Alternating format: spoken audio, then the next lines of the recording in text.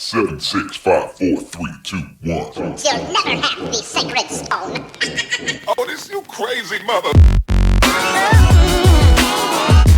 The Savachi syndrome, I'm telling you, I'm like, well, holy shit, that was crazy.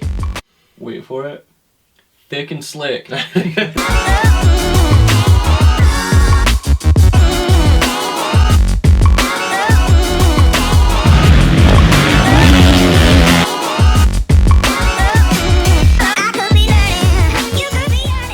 What is up, everyone? Welcome back to another episode of the Moto Aftermath Show, episode number 182. Is it better if I lower it down? That's fine. 182.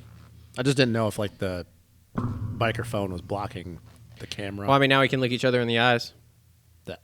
Okay. All right. Anyway, we are here, show 182, first off-season show here for us, one of two that we are going to do. This one, we are going to cover all of the silly season moves so far this year. So that's going to be in this one. The next one we're going to fix the sport with all the big hitters here. One of them's going to be in studio. So keep a lookout for that one here coming in the next few weeks. But anyway, before we get started, let's thank our sponsors. A couple more shows for this whole group of sponsors, and then we'll move on. And we may have some new ones. We may have some old ones come back. We may have some drop off. But anyway, first off, our presenting sponsors. First up, TLR Coatings. Been with us since the beginning. Custom powder coating, Cerakoting, sandblasting, and vapor blasting. One-stop shop in Southwest Michigan for all of that. Make sure to check them out on all the major social media at TLR Coatings and also at TLRcoatings.com. They do shipping nationwide, so even if you don't live in Michigan, you can ship your parts in and we will coat them for you. Sweet. Next up, I want to thank our next presenting sponsor, BC.Pizza. BC.Pizza. Right? Yeah, that right? Okay, cool. It's a weird-ass website, dude. Throws me off every time. Yeah, everybody says the same thing. Gourmet pizzas and junk. If you are in the Plainwell, Allegan, Otsego, Kalamazoo, Battle Creek area, Yep. make sure to check them out. BC Pizza, Justin's own, Come eat our gourmet food. and junk. And junk. You can buy bangs there now, too. Are you all coming back for next year or what? You You haven't talked to Tim yet, huh? No. Smooth. I've only been asking you all week. I know, man. Dude. I'm trying to finalize stuff. I'm trying to get graphics done. Come on, bro. You're killing me. Scatterbrained. You're holding it up. And our final presenting sponsor, Premier Custom Trailers. Justin, do you need a trailer? Yeah, sure. Commercial or residential? Commercial. Okay. Then Premier Custom Trailers is your one-stop shop. They have what you need. They work with the best manufacturers in the industry and specialize in all your trailer needs. Sales, service, parts, or rentals, they do it all. PremierCustomTrailers.com, located 5 minutes south of Kalamazoo on US 131 in Schoolcraft, Michigan. They put the custom in customer service. We then have some other sponsors, some regular sponsors. Regular. These are the guys that make the daily operations happen here at the Moto Aftermath Show. So first off, I want to thank Boom Alias Sport with their Pain Balm and Chill Oil. Shit works awesome. THC free. So THC don't free. Jump down our throats. So you can use it for anything, basically. Yep. I put the pain balm on my kid's knees. She has knee issues. Works great. It does. Aliasport.com to order yours today. Chill Out Oil's awesome. Take a couple drops at night. Will mellow you out for going to sleep. Yep. Use that all the time also now, too. Same here. So anyway, also want to thank our friends at Complete Racing Solutions, CompleteRacingSolutions.com, and the Moto E Academy. Boom, look at that. There, logo. Boom, fresh tumbler. You going to make a comment? You want to make a comment? Make a comment. Nope. Make it. Hold on. Let me just... Nope. What are you doing right now? I'd like for you to make a comment about our Complete Racing Solutions sponsorship. I just want my tumbler. That's it. That's all I want. Just want my tumbler. I am partaking in some tasty adult beverages. Yes, actually this time he is, because last time we were in studio and I asked him, he just had water in his cup. That is not just water, folks. Boom. Boom. Done. Anyway, so Complete Racing Solutions, make sure to check them out. They will help you with training, whether you're trying to train for moto or any sort of other physical activity, or you're just trying to do some weight loss. Coach Rob and the whole group over there, they will help you out. They're very helpful. Just being a better person. Yep. Make you healthier, which everyone needs in this time in our lives. That's an understatement. Yep. Also want to thank our friends over at the Dirt Bike Depot, thedirt-bikedepot.com, or the Dirt Bike Depot on all the major social media networks. They sell new and gently used parts, gear, casual wear, all sorts of stuff from your favorite riders. You won't necessarily know it's from your favorite riders, but it's pretty easy to figure out. So make sure, again, to check them out. Also want to thank our friends over at JT Cycle for helping us out with prizes for our fantasy shows and our everything like that. We did our final fantasy show that was, only a few weeks late. It's fine. It's up now. It's going. So thanks everyone who played. I still don't think I've heard from our winner yet. So if you did win our league, which we made the announcement in that show, so go check it out and see if you won and you want a free set of answer gear. And then, as always for this show, make sure to like, subscribe, comment down below, comment what you like, what you don't like. It helps. It does help us out. Make sure to check us out on all the major social media networks at the Moto Aftermath Show. And like on this channel, we're doing bike builds now. Yep, keeps that stupid YouTube algorithm going. Yep, we have our CRF 450, or Jeff Walker CRF 450 build drawing to a close here. We're a couple episodes in on YouTube. If you follow us on like Instagram and stuff, I've been posting stuff up saying that we are getting close here. So we are. We only have a few things left, and should be ready to fire it up next Sunday. A few little things, and we're good to go. Yep.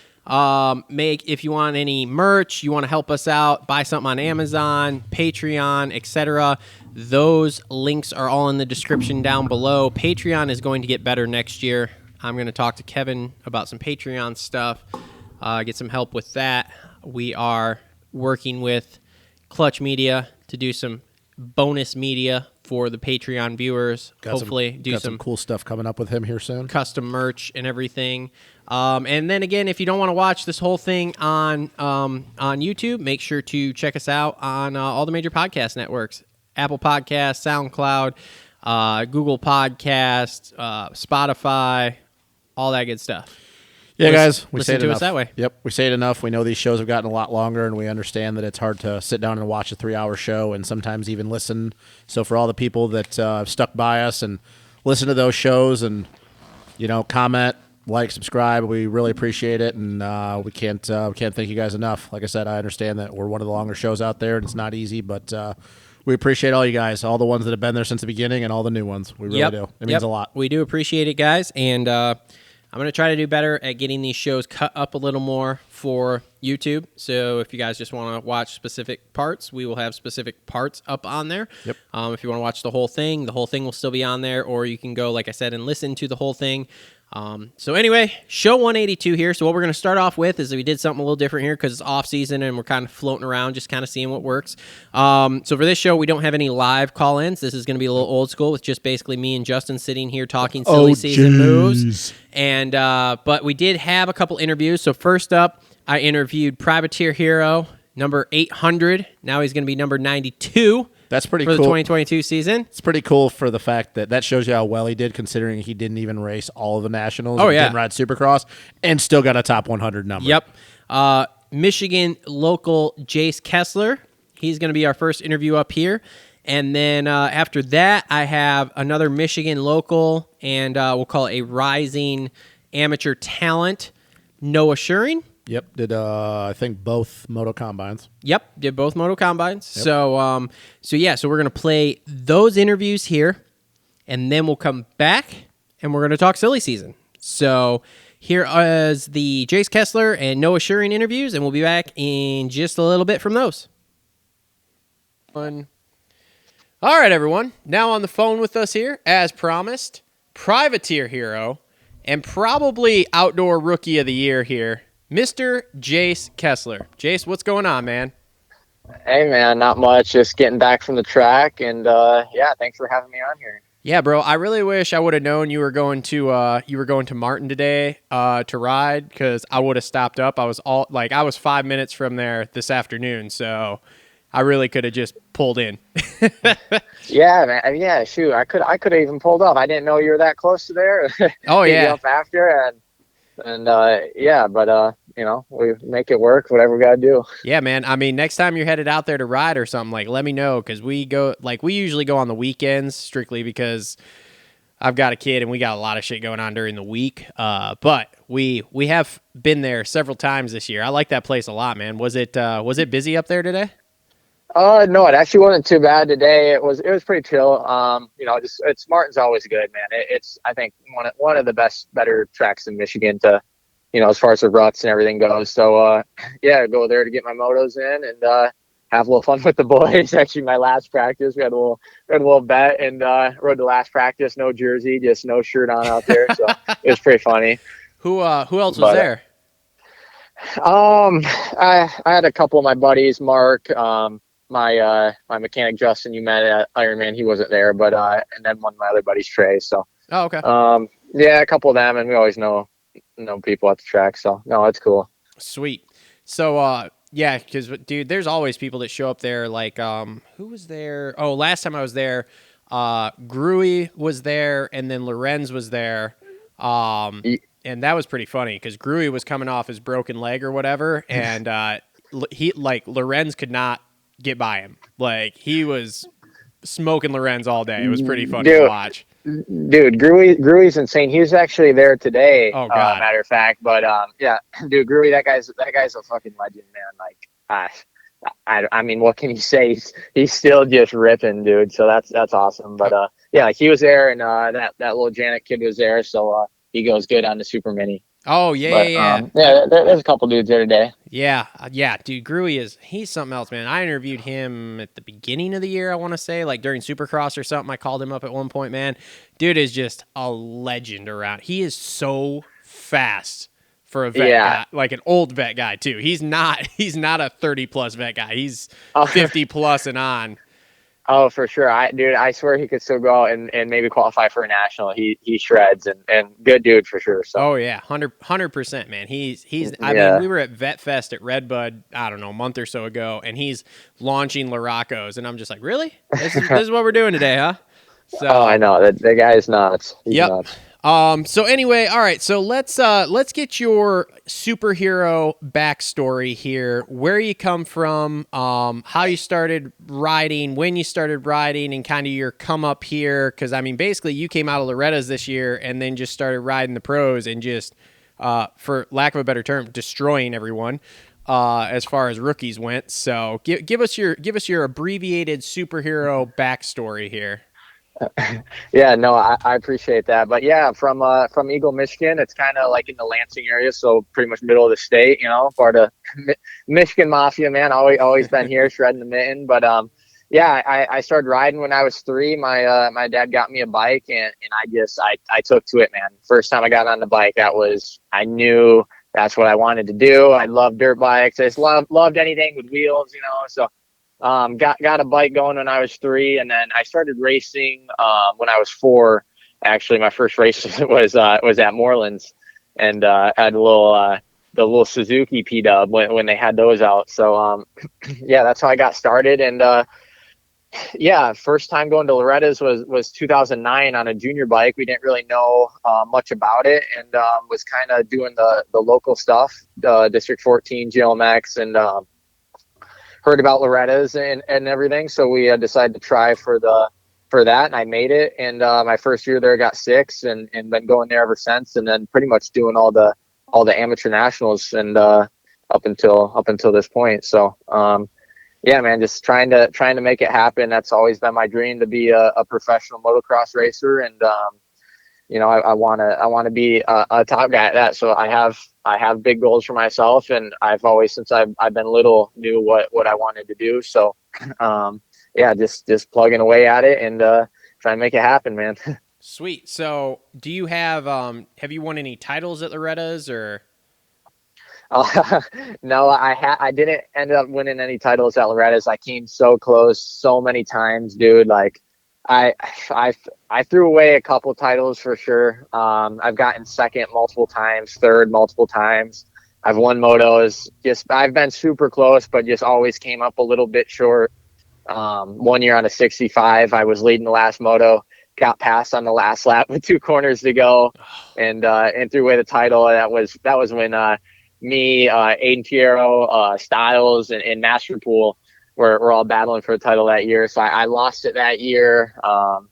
2019, I threw it away. Had a bad photo my last one, so I've came close, so close, and that was that was a big goal of mine was to win Loretta's, and it's a bummer I didn't for sure, but at the end of the day, I mean the amateur stuff it really doesn't matter in the grand scheme of it, because once you go pro, it's a totally different ball game.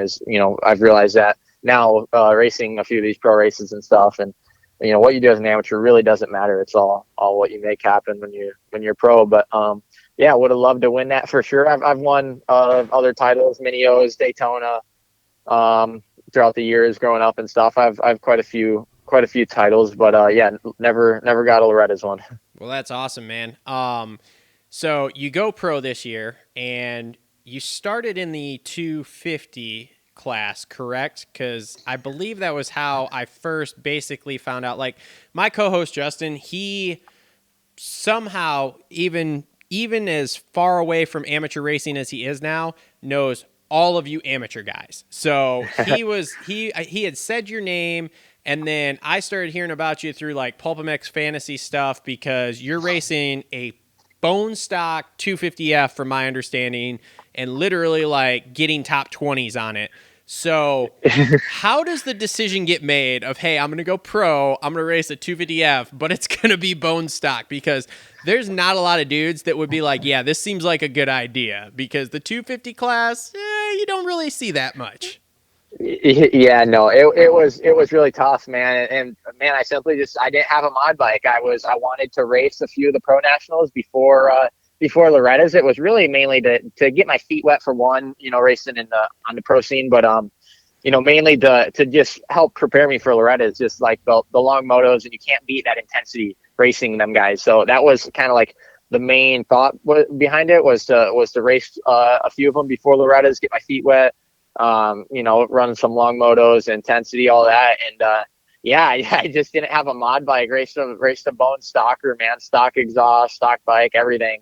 It was tough for sure. I was definitely a bit underpowered, and especially in the 250 class, it's so hard to compete against some factory bikes in general. But no excuses, man. Like I wasn't, I just going out there to race my dirt bike and trying to do the best I can on whatever I'm on. So coulda, woulda, shoulda.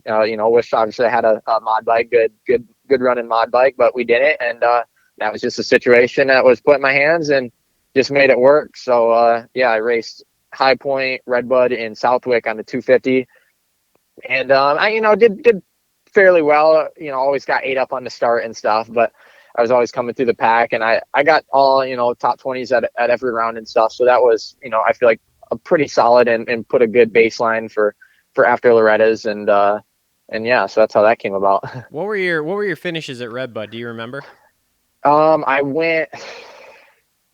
I went 22, or I went 19-22. The second moto I was in 16th, and I crashed on the last lap, so I lost a few spots. So I probably would ended up going 19-16, but I went down and lost some spots. So 19-22 at Redbud.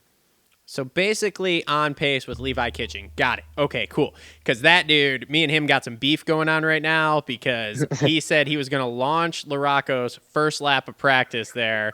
So I went up and stood by Larocco's, even though we're Redbud natives too. So like, we're not necessarily all about that Larocco's life. You know how it is after you've been there for so many years. It's like, yeah, they're just, doing a big jump or whatever. Yeah. So we went up there first practice, and I waited for Kitchen to launch that, and that fuck stick didn't jump that jump all day.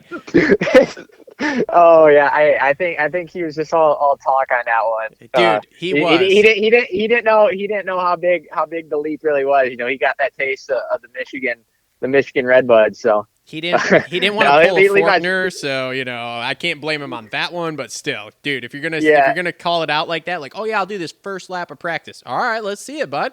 Make it happen. I was ready. Levi's a good dude. He's funny. He's funny as hell, really. But no, that is funny. I did hear that, and a few people were bummed, man. They were like, man, where was it at? Yeah, I think I even asked him. I said, where was that leap at? Oh yeah, trust me. Like, if I ever talk to that kid, that's gonna be the first thing I'm gonna say is like, bro, we got some beef, because 2021, I go to the leap to watch you do this, and you don't. That was a bummer. We have beef. Yeah. So whatever. Anyway, so bro, you've been traveling the country here in a box van all year, basically hitting these pro races. I mean, tell us some good road stories that you can tell us without, any legal ramifications here. Because I've been watching the vlog a little bit, and it looks like you guys have a good time on the road. And I'm curious because we used to travel a little bit for some other motorcycle stuff, so I know there's always good road stories that happen. Yeah, no, man, we just been having a blast. We were on the road for a while. We did the three rounds right before Loretta's, and then went to Loretta's and stuff, and then after did 4 out of the last 5 rounds. So yeah, we just we go in the box van, load it up, and go race. So it's a good time. I have my buddy Justin with me, and he helps me out at those pro races, and we kind of have a little thing. We call it the A Team. It's our little vlog or whatever, like you said, and yeah, no, it's a good time. Honestly, man, this year it's went pretty dang smooth. We don't have really any like crazy stories, really. I mean, you always get like the crazy road ragers and some stuff like that, but Any really homeless nothing too spectacular. Any homeless at people try to Ironman, break in? No, dude, nothing really. At Ironman though, we were heading there in the van. The brakes went out on the van. The line got a hole in it. So I was going through, dude. I was driving too. I was going through Indy, dude, and the brake is just going right to the floor. And we had nothing. It was squirrely. I'm like, well, hopefully no one like hits their brakes too quick because they're getting rammed for sure. So that was probably the sketchiest thing we've had happen. Was we had to go to Ironman, no brakes, but other than that, dude, nothing too crazy. We always have it on the vlog at the hotels. We'd be stealing the water, filling up our tanks at the hotel, and washing our bikes in the parking lot. Yep, Unadilla. We were in the straight hood in Unadilla, and we filled our hotel or our tank up at the hotel, and we pull all of our stuff out of the van, and we're just cleaning everything up, and it was pretty funny. That was, but yeah, nothing too crazy this year. But throughout the years, I have had some wild stories for sure. Do any of them involve hookers propositioning? No. One year, this was about 2018. Me and one of my friends, Antonio, we were going to California, and we were going from Michigan in the van, and man, we had a whole slew of problems. We got the tires changed on the van before we left, and in the place, I shit you not, didn't torque down the lug nuts on the tires. So we're going through Nebraska at 3 a.m, and the tires just literally fly off the back of the van. I don't know. I was driving. I don't know how we didn't like die. Pretty much, van was just swapping back and forth, and we had a whole slew of problems because it like messed up a bunch of the wiring under the van when the tires came off. Man, destroyed the fenders, the fucking back step, and man, caused a whole bunch of problems. So we broke down 6 times on that trip because nobody could figure out the whole wiring situation from the wheels. So Jesus. that was pretty crazy. That was something out of a movie. Holy smokes! So the Paula race, Paula 2 there, you went out and kind of got the factory treatment courtesy of another podcast, Schmulpum X there. What was that experience like for you, man? No, it was good. I've always been pretty close with Nick Way. He's a fellow Michigan guy, and he hit me up a couple weeks prior to Paula and was, asked me if I had any interest in racing Paula, and I was like, hell yeah, like I'd love to for sure, but I had at the time no plans of racing it just because that's pretty far for us to drive all the way from Michigan to California. So my season was going to end at Ironman, and Nick hit me up and asked me that, and he said he could try to make something happen. And then Paul, they had me on that Privateer Island podcast, and I was talking to him, and he offered for me to ride his bike. So I hit him up after the show, and he used to be Nick's mechanic as well, so they kind of were already talking, I guess. And yeah, Steve let me ride his bike, and I flew out there with my suspension, handlebars, chain, sprockets, whatever I could take really to make the bike feel at home. And yeah, got the factory treatment, had a lot of help from Nick Way, Steve, and also Paul Parabinos from Renthal. He helped be my mechanic for the weekend because Justin couldn't make it last second. So he really came in clutch because that guy busted his ass, and we had to get a lot of stuff changed on that bike. We have a pretty funny story. I was swapping my suspension when I first got there, and I pull the seat off and I look down and I'm just like, wow, Steve's shock bolt was literally halfway out of the shock in that bike. So one more ride and that shock probably was going to go through the seat on him. But Jesus. so it was a little squirrely, but we had to get a few things for it. But all in all, it was good. And, I was just stoked to be out there racing, man.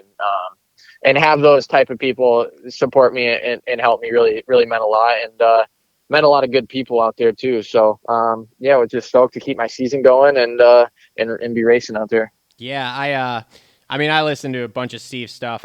He's got good info, and I like how he helps a lot of you guys out. So yeah, I was listening to those stories of all the things wrong with his bike when you guys were taking it apart to put your stuff on there. And I feel like his definition of being a former mechanic is very loose, we'll say. Because from the stories of him not washing his bike to all the stuff that was wrong with it, I'm like, are you sure? Are you sure he used to be a factory mechanic? I'm confused here.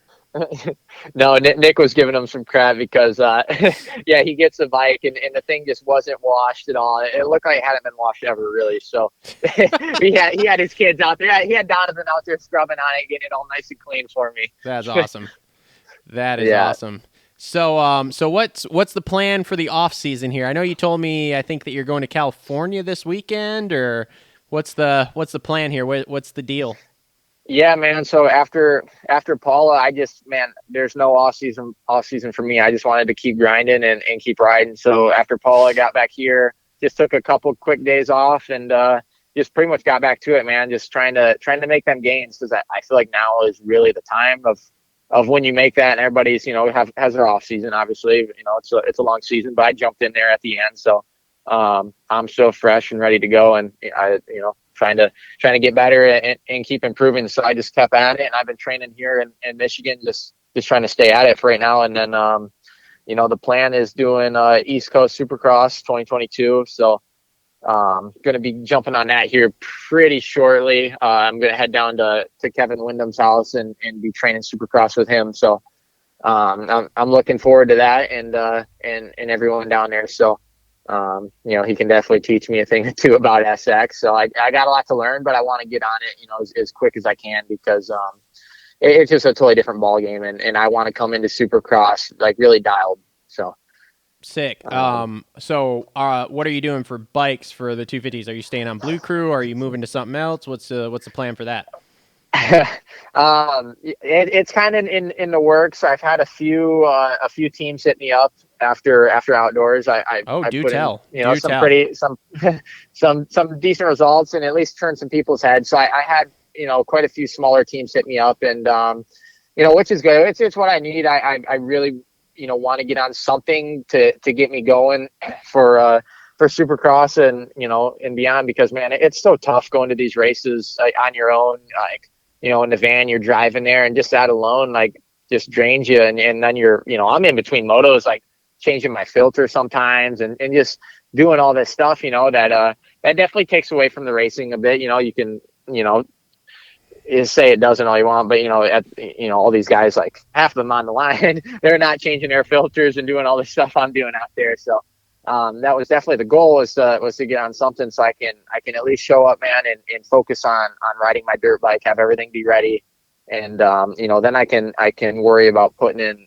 good results and stuff. So I'm talking to a few teans right now. I'm not going to mention who, but great. I'm gonna text you after this. I want the inside scoop. All right, I'll let you know after. But yeah, no, I've been talking to a few teams, and one in particular that I really want to go with, and they have a really solid program and seem like really good people. So potentially might be riding Hondas. That's all I'm gonna say. But okay. Yeah, something that's in the works right now, and we're getting it figured out. So if I were to be full privateer again, I'd be on Yamaha for sure. I'd stick on Yamaha, but with who I'm looking at right now, it potentially could be Honda. So with let's just say for argument's sake here, if you were to stay full privateer with Yamaha, do you have a dealership that gets you guys bikes, or what's the deal with that? Or you just buy yours, or how does that work? Not really. We do have some support from US 27 Motorsports, and they have helped me out quite a bit, but I'm still buying bikes and everything. They try to help me out as much as I can, getting parts, at cost and that type of stuff. But yeah, still buying bikes and everything and all that. So if I were to be privateer, it would be, getting some fresh bikes and sticking with them. But I've been lucky enough to have them help me like they have and always keeping me dialed in with, making sure I got everything, getting parts to me quick and everything like that. But we're pretty much paying for everything full privateer. Now, if you were to stay privateer also, would you go back to 450s for outdoors next year then? I honestly, it's hard to say, man. It's kind of, we've talked about it, and it is probably would be a possibility for sure. I think with the team I'm talking to right now, that could be a potential as well. They wanted me to ride 450 outdoor and 250 Supercross, so I might be riding 450 outdoor anyways. So okay. It's hard, man. Especially privateer. It's really hard to compete against some factory bikes in the 250 and 450. It's just that gap. Even though you're still going up against them bikes and the fastest guys in the world, like the gap's a little less, at least between the bikes, and it makes it just a little bit easier. More on the skill level instead of the bike like the 250. So just kind of play it by ear and go from there. It's kind of long ways away, but Supercross for sure 250, and then it could be a good possibility for 450 outdoor again. That'd be cool. Yeah. Now, because originally how I even like rode to 450 was I signed up for all those races in 250 class, and at Loretta's my bike blew up, so I was leaving the following like Wednesday right after Loretta's to go to we were hitting this little night race in New York before Unadilla, so we had to leave fairly quick, and my dad would work and stuff. He didn't he didn't want to mess with it, so we got my entry switched to 450, and I really didn't have any expectations for how I do or whatever. We're just I just wanted to go racing, is either that or not race at all. So obviously I'm gonna race. I'm a racer. I want to be out there. So we went there, and I did really well. Was running in the top 10 for over half the moto, and finished 13th in one of the motos. So after that, we just got all the rest of the entry fees, switched over 450 and just kind of ran it from there. Sweet. Well, I'll say you did pretty good because, I mean, you ran a handful of outdoor races is all this year, and you still managed to get a national number. Like, I think the only guy who did it in less races than you was like Robbie Wageman, who's number 99 next year. I think he only did like 2 or 3, like 1 Supercross and 2 outdoors. So that's not bad, Jace. That's not bad. No, man, I really appreciate it. And honestly, that was one of my goals too. I really wanted a 2-digit number, and honestly, I could have had one probably so much lower too. A few of those rounds, I only like Ironman only raced the one moto. Paula only raced the one moto. All due to like DNS and stuff, and so there's multiple of those races where I only raced one moto, and yeah, so I'm surprised I got enough points to grab one, but I'm stoked. I'll be 92 in 2022. So. Attaboy. Well, I mean, AC vibes. Yes, there you go. Exactly. There's a lot of you guys. We have another privateer friend of the show, Scott Meshy, and he was like dead set on trying to get a 2-digit number also, and he didn't race but a couple Supercrosses, I want to say, just because he couldn't get his bikes around, and then outdoors he was also cursed with bike issues and physical issues and only getting like 1 moto in per race basically, and he still managed to snag like 84, and so he was super stoked. He was texting me on the last show like, dude, look at this, I got 84. I'm like, sick, bro. Hurling's vibes. So no, that's cool. I mean, and that that's a big accomplishment in itself, just a 2-digit number. Some people don't get that opportunity, so definitely a goal of mine, and I knew obviously I could, but definitely a little accomplishment there, getting a little 2-digit number, so that's cool. I mean, you guys are the best 100 riders in the United States. Like that is an accomplishment no matter what anyone says. You guys shred 100%. So have you ever ridden like any Supercross before, like actually ridden, not just like say play ride on a track, or is this going to be like all new for you? Obviously I don't have much experience, but I have ridden Supercross a few times and all that. Actually, I raced my first time ever like training on Supercross or riding a Supercross track was for 2016 Monster Cup. I went to Monster Cup in 2016 and 2017. Oh, okay. I got fifth in 2016 my first year, and then my second year I won the second moto, and I had a bike problem my first moto, so I had a DNF, but I went out and won the second moto in 2017, and then pretty much since then I really don't have too much. I rode it at Club MX for a couple weeks on a 250, and then the only other time was for I was out in California getting my Supercross points, and I rode it for a solid 3-4 weeks out there. So a little bit of experience on it, but yeah, definitely a lot to learn and stuff. Well, I wish you luck, sir. No, I'm excited for it. I've always liked Supercross, and I think I can be a pretty good Supercross rider, especially learning some stuff from Kevin and them guys down there. I'm looking forward to it. That stuff excites me, and I'm ready to race in stadiums and under the lights for sure. Yeah, that'll be interesting to see. Do you know who else is training down there? Because wasn't Kitchen there? Kitchen was there for a while, but is he there anymore, or did he have to go to the goat farm?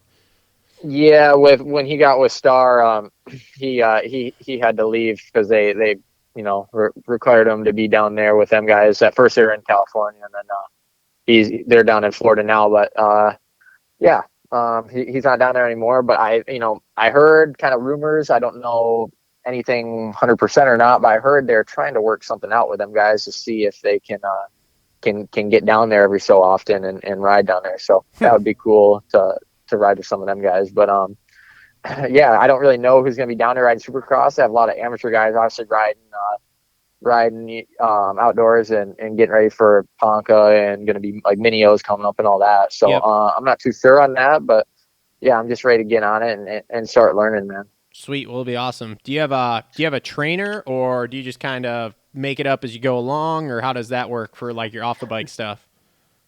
No, so off the bike, like so far, I've always been someone who's done my own program a lot of times.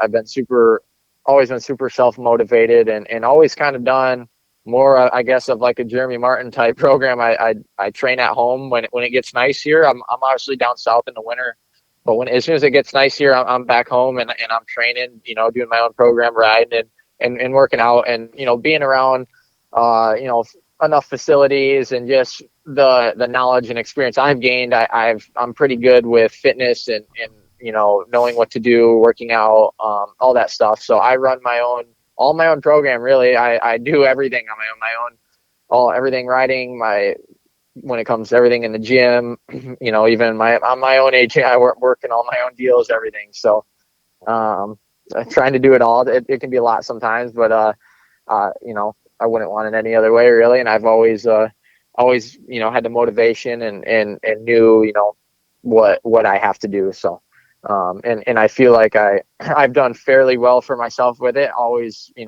those outdoor races, I'm not fading. I'm always strong to the end and going hard. So, I must be doing something okay. Sweet, man. Well, that's cool.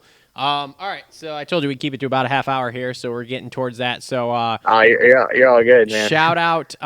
Let's hear anybody who's helped you out or anybody who supports you. Like, give them a shout out. Let everybody know where they can find you, man, so that way these people can go follow you and keep tabs on what you're doing, because you're going places here. After watching you ride at Ironman and stuff, like you're making some moves here. So.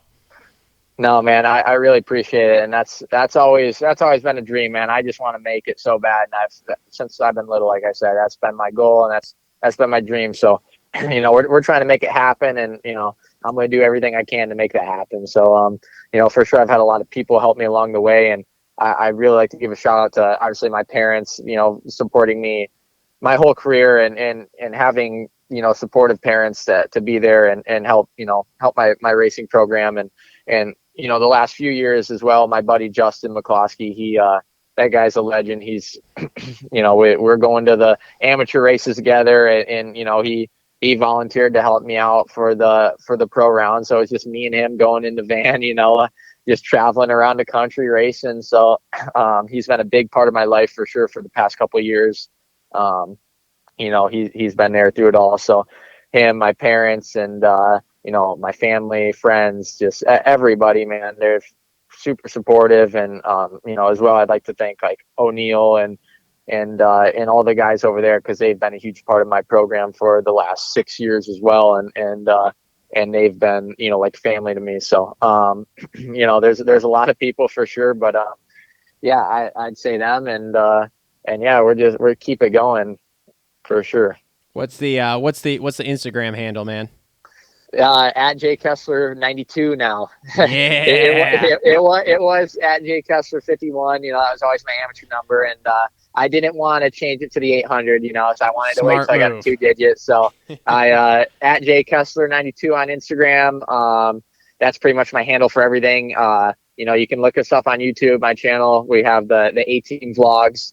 We've been putting out, doing the race weekends at the pro nationals and whatever else. So, that's kind of been something fun we've been doing, me and Justin and, my buddy Trey, my other friend Ross, the whole bunch of guys. We have a little group here in Michigan, and came up with a little 18 thing. So look us up on YouTube, check out the vlogs, Instagram, TikTok at J Kessler 92 as well. So I think that's about all I'm on. Well, awesome, man. Well, thank you. Congratulations on a great year this year for your pro rides, and can't wait to see where this goes in the future, man. Yeah, no, I thank you so much, man. I really, really appreciate you having me on here, and man, stoked to be talking with you. So, hey, thank you. Don't worry, we're gonna get you on during the season too after you start doing Supercross. All right, sounds good. I'm down for sure. All right, thanks, buddy. We'll talk soon. All right, sounds good. Thank you, man. Yep. All right, everyone. Next up on the show here, we have amateur.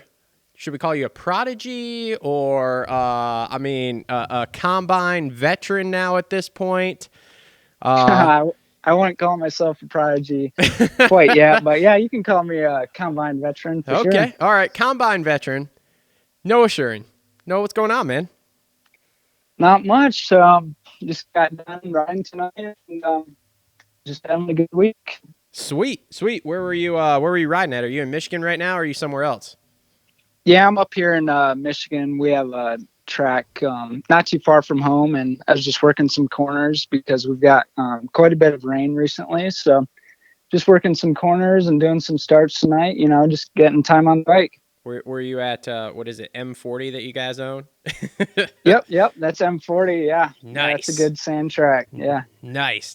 Yeah, I have done some digging. We'll call it some light stalking, I think is how they put it on Deadpool, to find out, where you might ride up here and things like that. And I have found out that you guys own the old M40 track, so that's freaking sweet.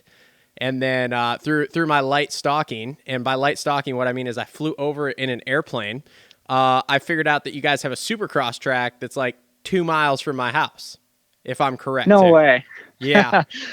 Yeah, we do have a Supercross track.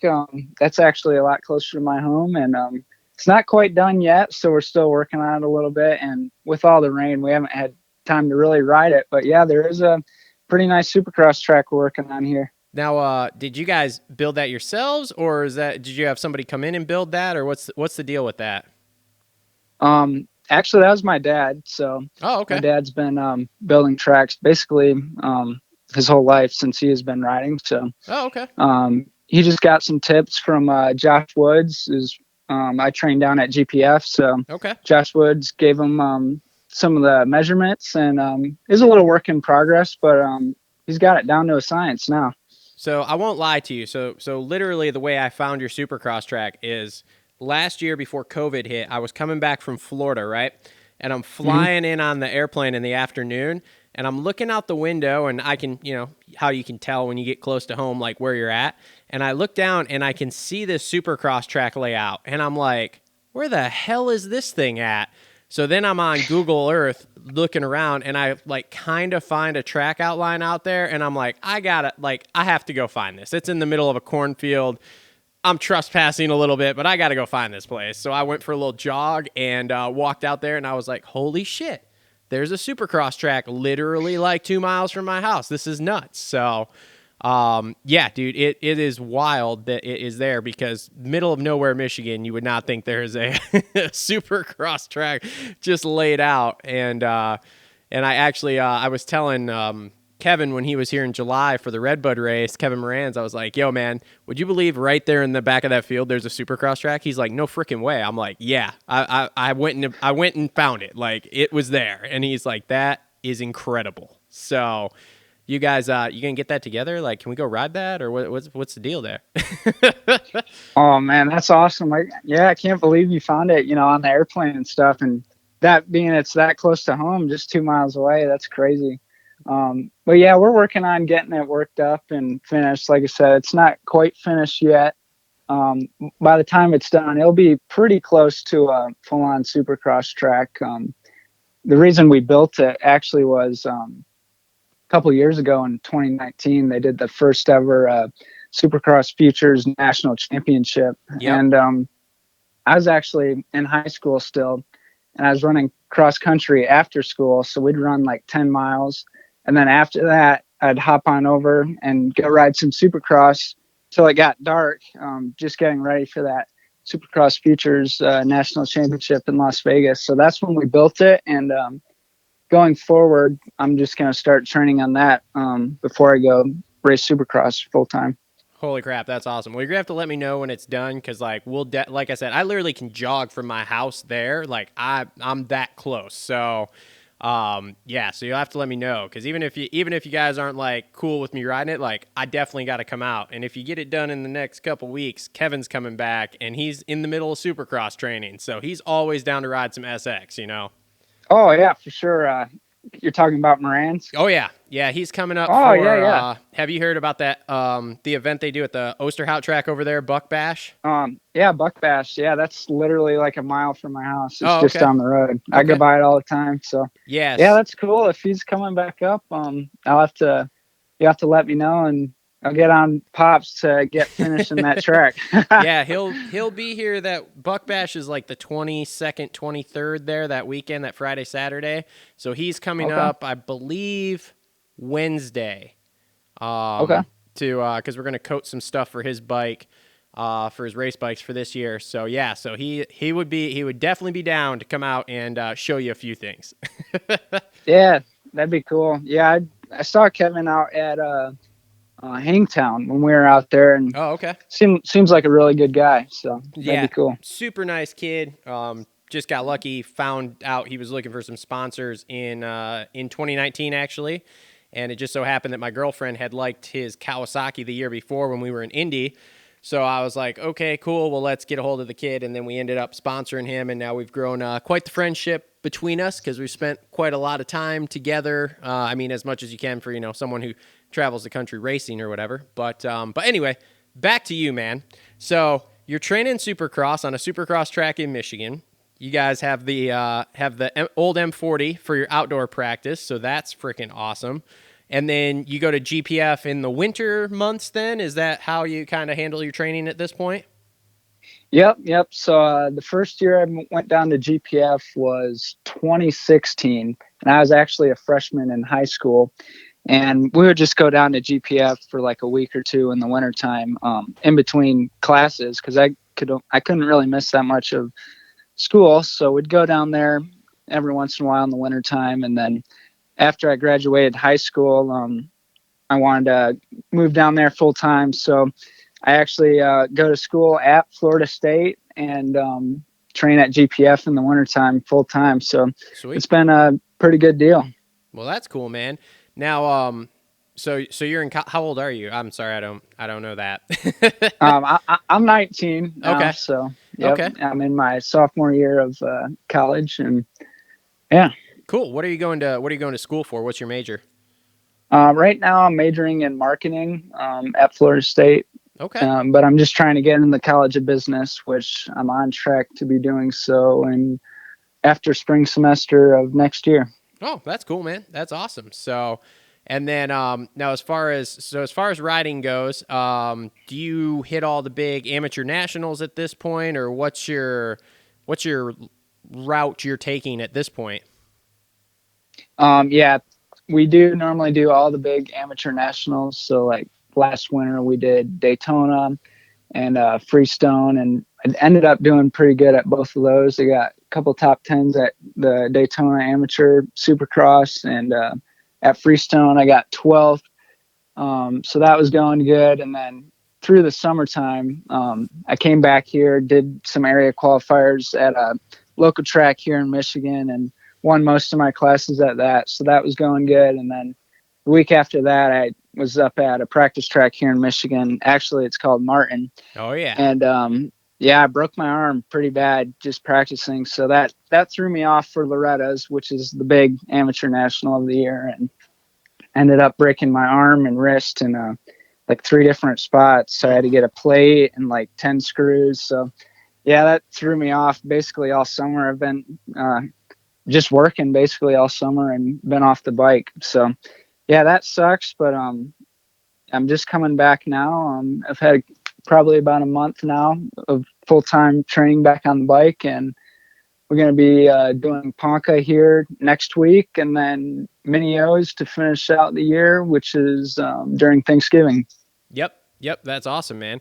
What did you crash on in Martin where you broke your arm? Yeah, everyone's like, oh man, did you hit a jump weird, or like, were you doing anything crazy? But no, I was just coming around the corner, and I think I hit a rock or something, and I was coming in pretty quick, and it just totally bucked me off the bike and threw me into the ground, and I had no time to really adjust or anything. So my arm went right into the ground, and it basically just snapped. Ugh. Terrible. But I do love that track. Martin is awesome. Oh yeah, Paul does a really good job there prepping it, and I really enjoy it. I think he does a great job there. Yeah, it's really good in my opinion for practicing, because it's so deep, and he makes it so it's nice and ruddy, and it gets a little rough throughout the day. So, but I don't feel like it's overly dangerous. It's just a really nice practice track in my opinion. Mm-hmm. So, yeah, if you're training to do any pro outdoor nationals, Martin's definitely the place to be. Yep. Okay, so let's go back to the to these amateur combines. So we as outsiders start hearing rumors about 2 weeks before of like, hey, they're going to have this combine at Ironman, and we were going down there anyway to do some media stuff and hang out all weekend. So we start hearing these rumors, but like we don't hear anything solid. And then like the day before, like Thursday, all of a sudden it's like, oh, by the way, we're going to have this amateur combine, and it's going to be all these A and B kids, and they're going to race 2 25-minute motos or whatever it was, and they're going to do all this stuff, and it's going to be awesome. And we're like, okay, I guess we better leave a little earlier on Friday to get down there then to see this stuff. When were you contacted about it? What did they tell you about it? And then tell me how it went. Because you did, was there 2 of them or 3 of them? Did they do one at Hangtown too? No, there's 2 of them. They Okay. did one at Ironman and then one at Pala. So they did a East Coast combine and a West Coast combine. Okay. So when did you first hear about that? When did they contact you about being in it? Like, what was the whole deal and setup with that?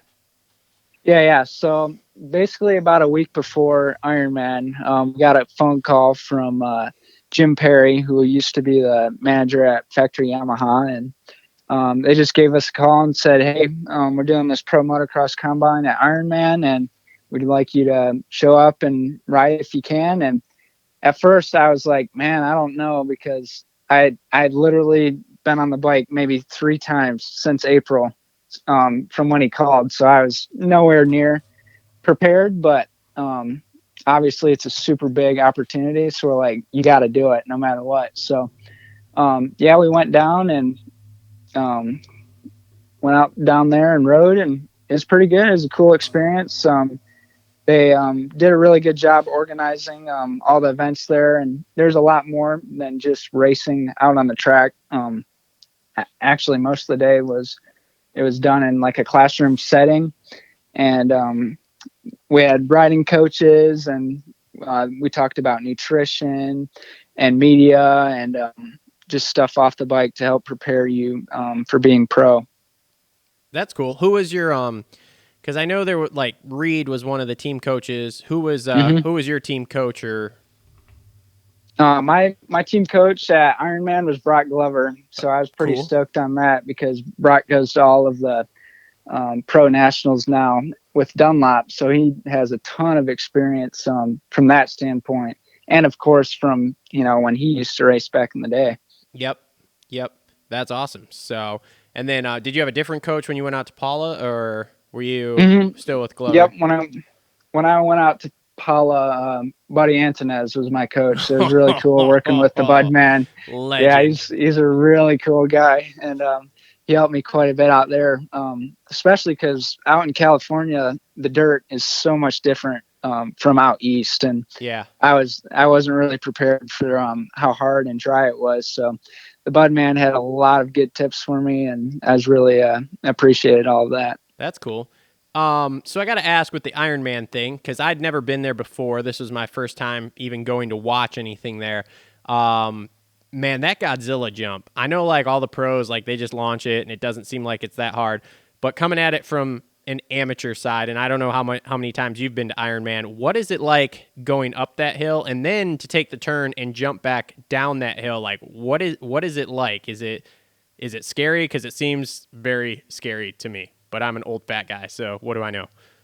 Oh no, it is so fun. Honestly, it's one of the best jumps I've ever hit. And before then, I've been to Ironman only once, which was in 2020. Last year, they had a regional there, but they cut the corner right before the Godzilla jump. So I honestly have never been on the jump till a combine. So the first lap, it was wheels on the ground, no jumping. So I just kind of rode up it, and it was pretty steep. And then the next lap, I was like, well, I got to do it now. So otherwise, I don't know. So we just clicked it into third and sent it. And honestly, going up the Godzilla was not super hard because you have a big straightaway coming up to it. Yeah. Coming down was tough because, especially I think for the combine, because they really just watered the crap out of that right-hand corner before coming back down. So it was really slick. So that one was a little harder, but honestly, one of the biggest jumps there was the tabletop in the middle, that sky shot jump. That one was pretty huge. Was it? Yeah. We stood by that for a little bit during part of the combine and during some of practice. So I don't know, man. That coming back down that Godzilla hill when you jump back down it, that to me, I'm like, dude, I couldn't imagine. Like, I'm like I said, a shitty old fat guy. And like I could just see myself bouncing off the knuckle and bouncing all the way down that hill and just wadding myself into the ground. And I'm like, that is terrifying. It haunts my dreams, basically thinking about it. So I don't know. You kids all have way too many balls for me. Like I'm just out. Yeah, I bounced off the edge of it once, and as long as you get back, you'll be all right. But it was definitely like a 4 or 5 story drop. Yeah, it was just falling. So. It's cool. You don't see obstacles like that at your local track or anything like that. So it's cool. Yeah. Now, are you racing A class or B class, or what's your deal? So the goal was before I broke my arm this summer was to race B at Loretta's and move up. Okay. After Loretta's this year. Well, it honestly didn't work out good, and I missed really 4 or 5 months this summer. So. The plan right now is to stick in the B through Ponca, Mini-O's, and probably some of the spring nationals again, and probably move up to A before Loretta's next year. Okay. But honestly, it's up to my dad, and we've been talking with some of my coaches, and right now we've decided to stick down in B for now and move up to A when it's time. Okay. So what's your plan for going pro here? Like, are you thinking in a couple of years, as long as everything goes okay and you don't, spend all your time in a cast for the next couple of years, or what's the thought process on that? Yeah. So, barring no more, big injuries, the plan would be race A at Loretta's, and then you get your pro card if you race A class there, and probably move up from then after Loretta's. Probably spend all winter, next winter training, and then come out for Hangtown if that's the first race, and I guess that'd be 2023.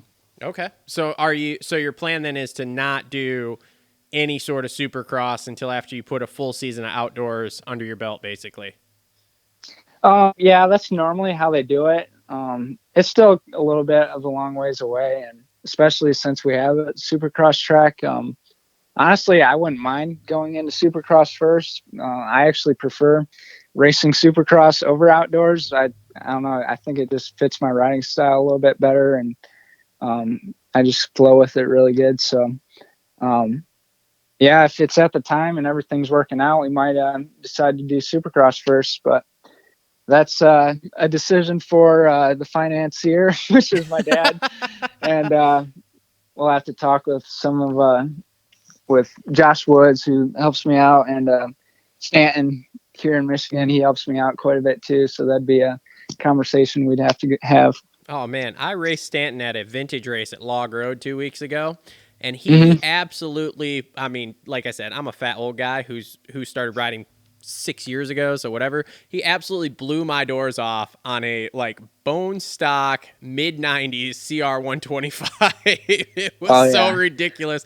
I came off after the first moto, and Justin's like, "So, did you like Stanton passing you?" I was like, "Stanton's fucking racing?" He's like, "Yeah, 393." And I'm like, "Oh, no shit." And so then I go out for the second moto, and literally as I go over like the finish line, I hear him coming, and he just jumps over me. And I just look up with my GoPro, and you could just see Stanton just 10 feet higher than me in the air on this 125, and then he's just gone through the next corner. I'm like, "All right, bye, thank you. That was cool."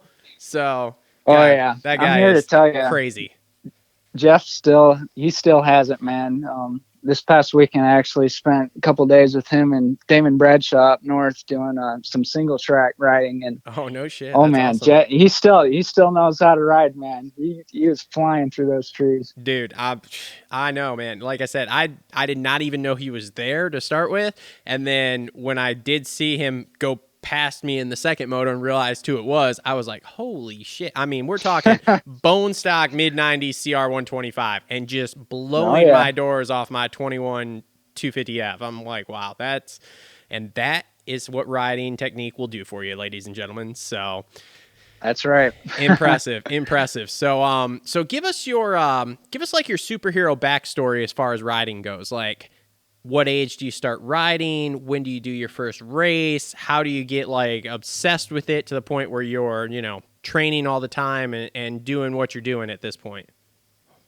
So I first started racing back. I think my first race was about in 2008, 2009 on a PW50.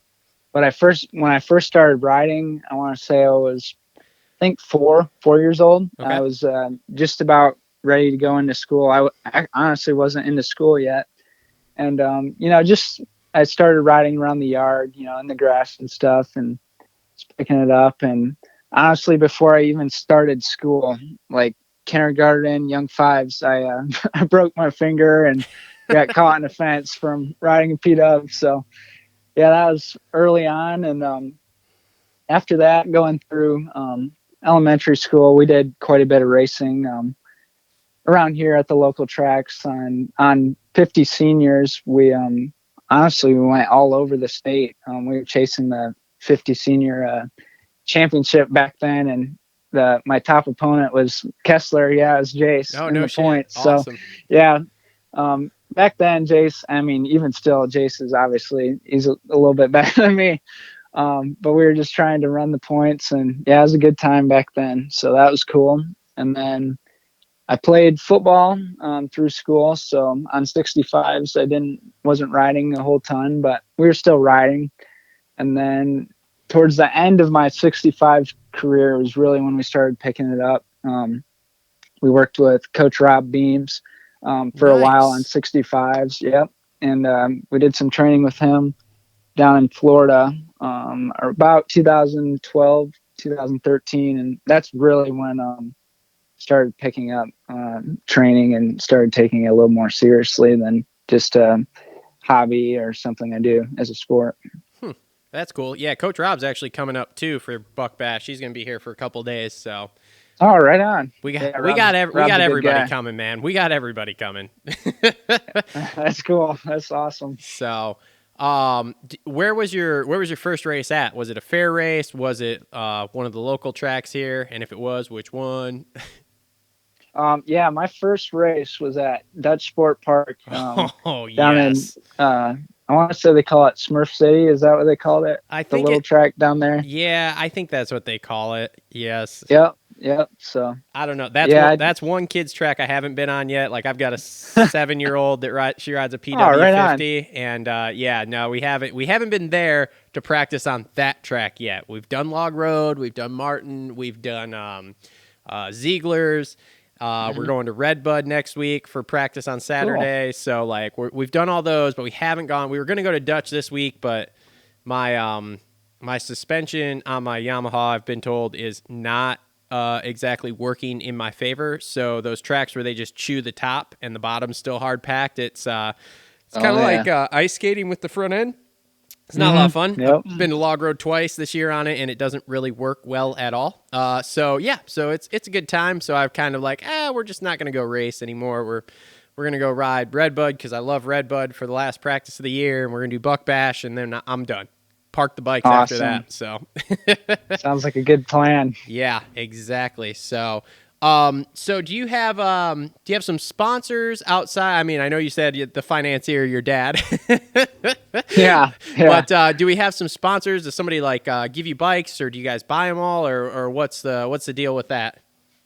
No, actually, for the most part, we buy the bikes through Ziegler Motorsports. They do help us out a little bit. Okay. But for the most part, yeah, we're still paying for the bikes. I mean, this summer, like I said, I wasn't riding because my arm was broke. So I worked all summer paying off a bike.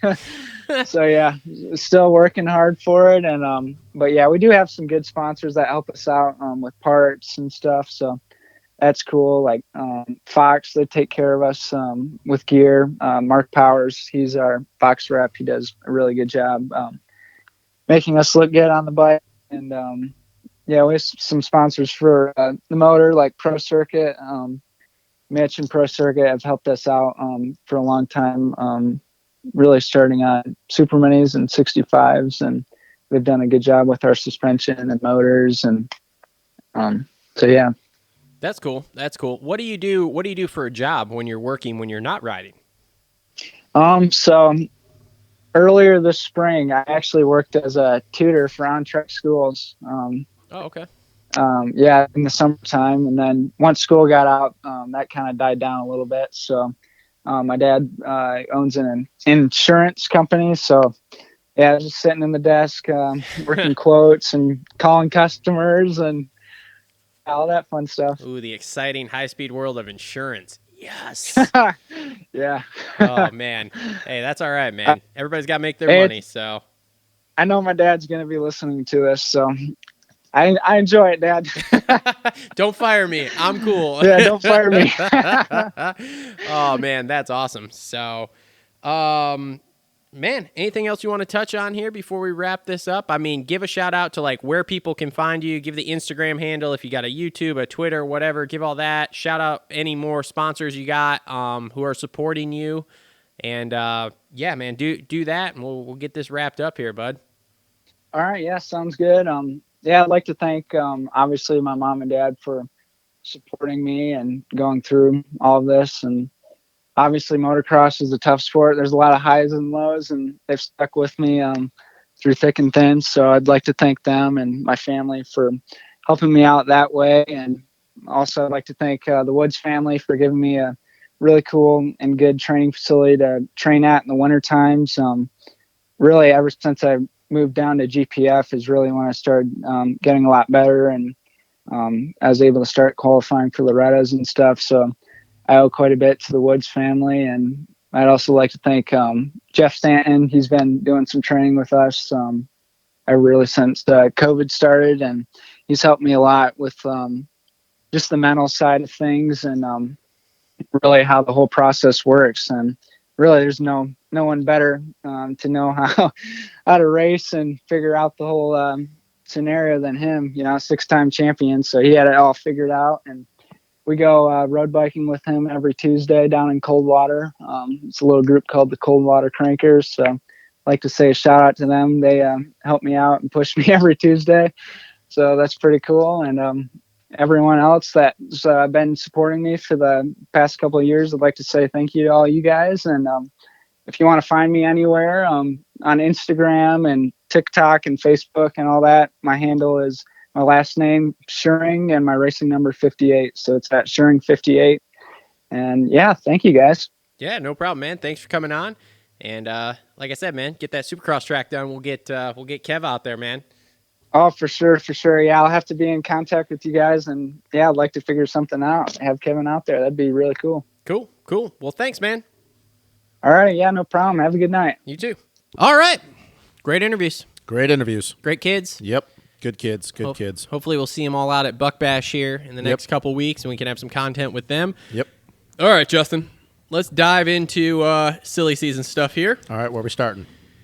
We are going to start... Sorry. Do you see what the back of your notepad says? I wonder when I wrote that one.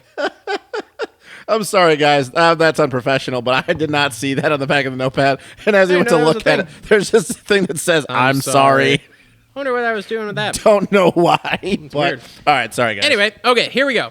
So, all right, silly season stuff. Actually, you know what we're going to start with? We're going to start with the with MXON, because that was a race that we used to do a show on, but this year especially, it was kind of like, whatever. Yeah, COVID took a hit on that one. Yeah. So, okay. So, 2021 MXON, Italy wins. Yep. Little bit of controversy surrounding it with that first turn deal. Yep. Thoughts on that? Because I know you paid attention to this race. I did not watch it. So I watched the highlights reel. That's it. So see, that's the thing too is I didn't watch all the highlights. I only watched the first two motos and watched clips of the third moto.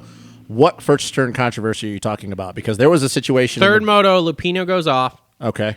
He was in I don't know what place, somewhere in the top 10. He goes off. He ends up riding beside the track, missing like the next 2 corners or something. Finally finds a spot to get back on. And he is basically like 4th place, or like lets the first 3 dudes go and then jumps on in 4th. Yeah. And it's kind of like, well, he really shouldn't have been allowed in at that point, but where the hell do you expect him to go back in? And it was a whole thing. Yeah, I mean, with everything that was going on during this year's MX of Nations, being in Italy at Mantova, the Italian team being one of the strongest it's been in a long, long time, you know, them being the favorites, obviously. I didn't hear too much about that. It doesn't really shock me. Like, we're MX Sports and like Feld, we know that off and on track issues, excursions, or whatever you want to call them, have been a thing the last couple of years. And like, what's the right penalty? How do you dish it out? The MXGP, they're a little bit more loose with some of that kind of stuff. Do I agree with that? No, that's a little messed up, but it doesn't really shock me. I mean, I've seen guys cut like a quarter of the track and come back on. And well, he was penalized. Yeah. But it was only 10 spots. Yep. And everyone says, well, you know, if he'd had to like go back on where he came off, he'd have been last place. Yeah, I mean, Alessandro Lupino, I don't even know what he ended up that moto, but with that moto, yeah, it was pretty. The MX3 class was pretty weak this year, just to the fact that there wasn't a lot of people there. He probably still would have ended up in the top 10. So I don't really have too much to say on that. And as far as Italy winning, I mean, we even talked about this before, even though we weren't as excited about this one.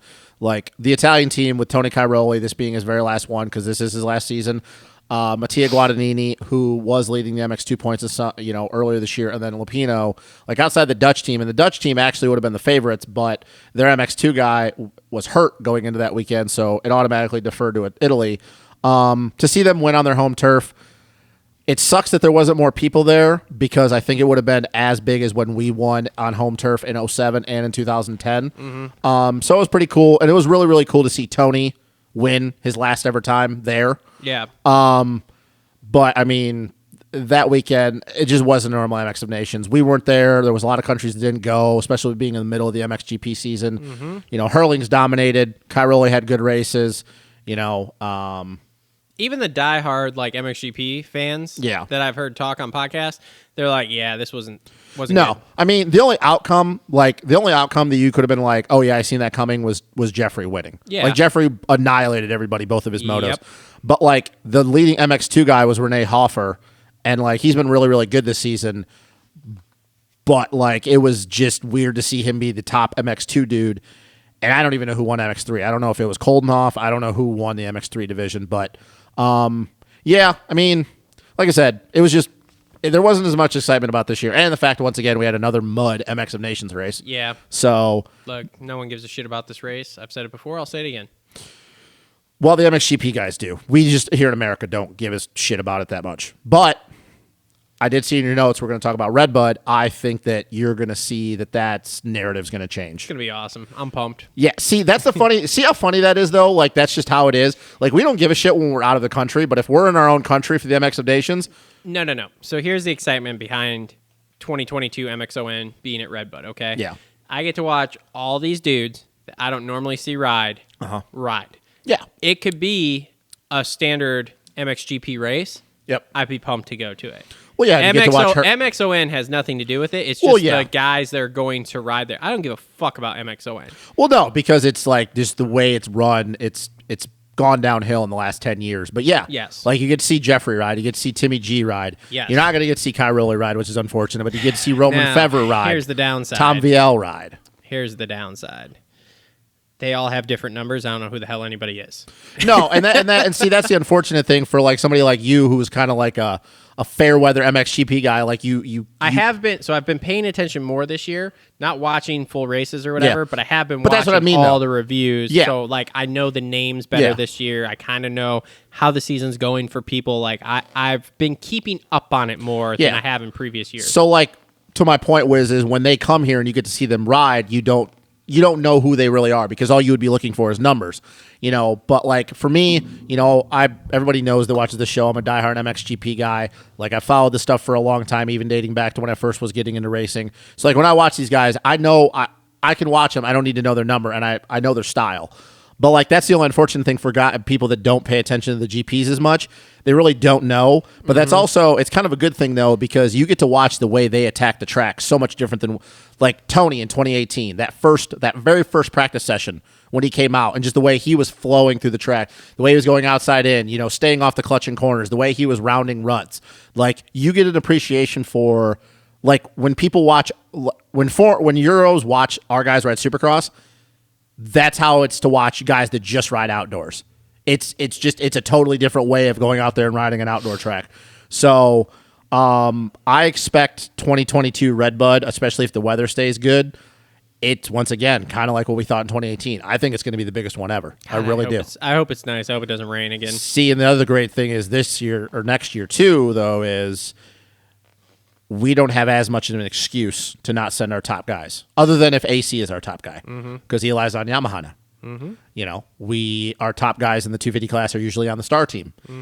Like, there's not going to be an excuse to not send probably our best team. Unless AC is somehow winning the 450 class, there's going to be no excuse to not send the best team that we could if everybody's healthy. Yeah. So that's going to be the thing is be like, okay, like. How cool is it going to be to watch Jet slap cheeks outside on all those 450 boys?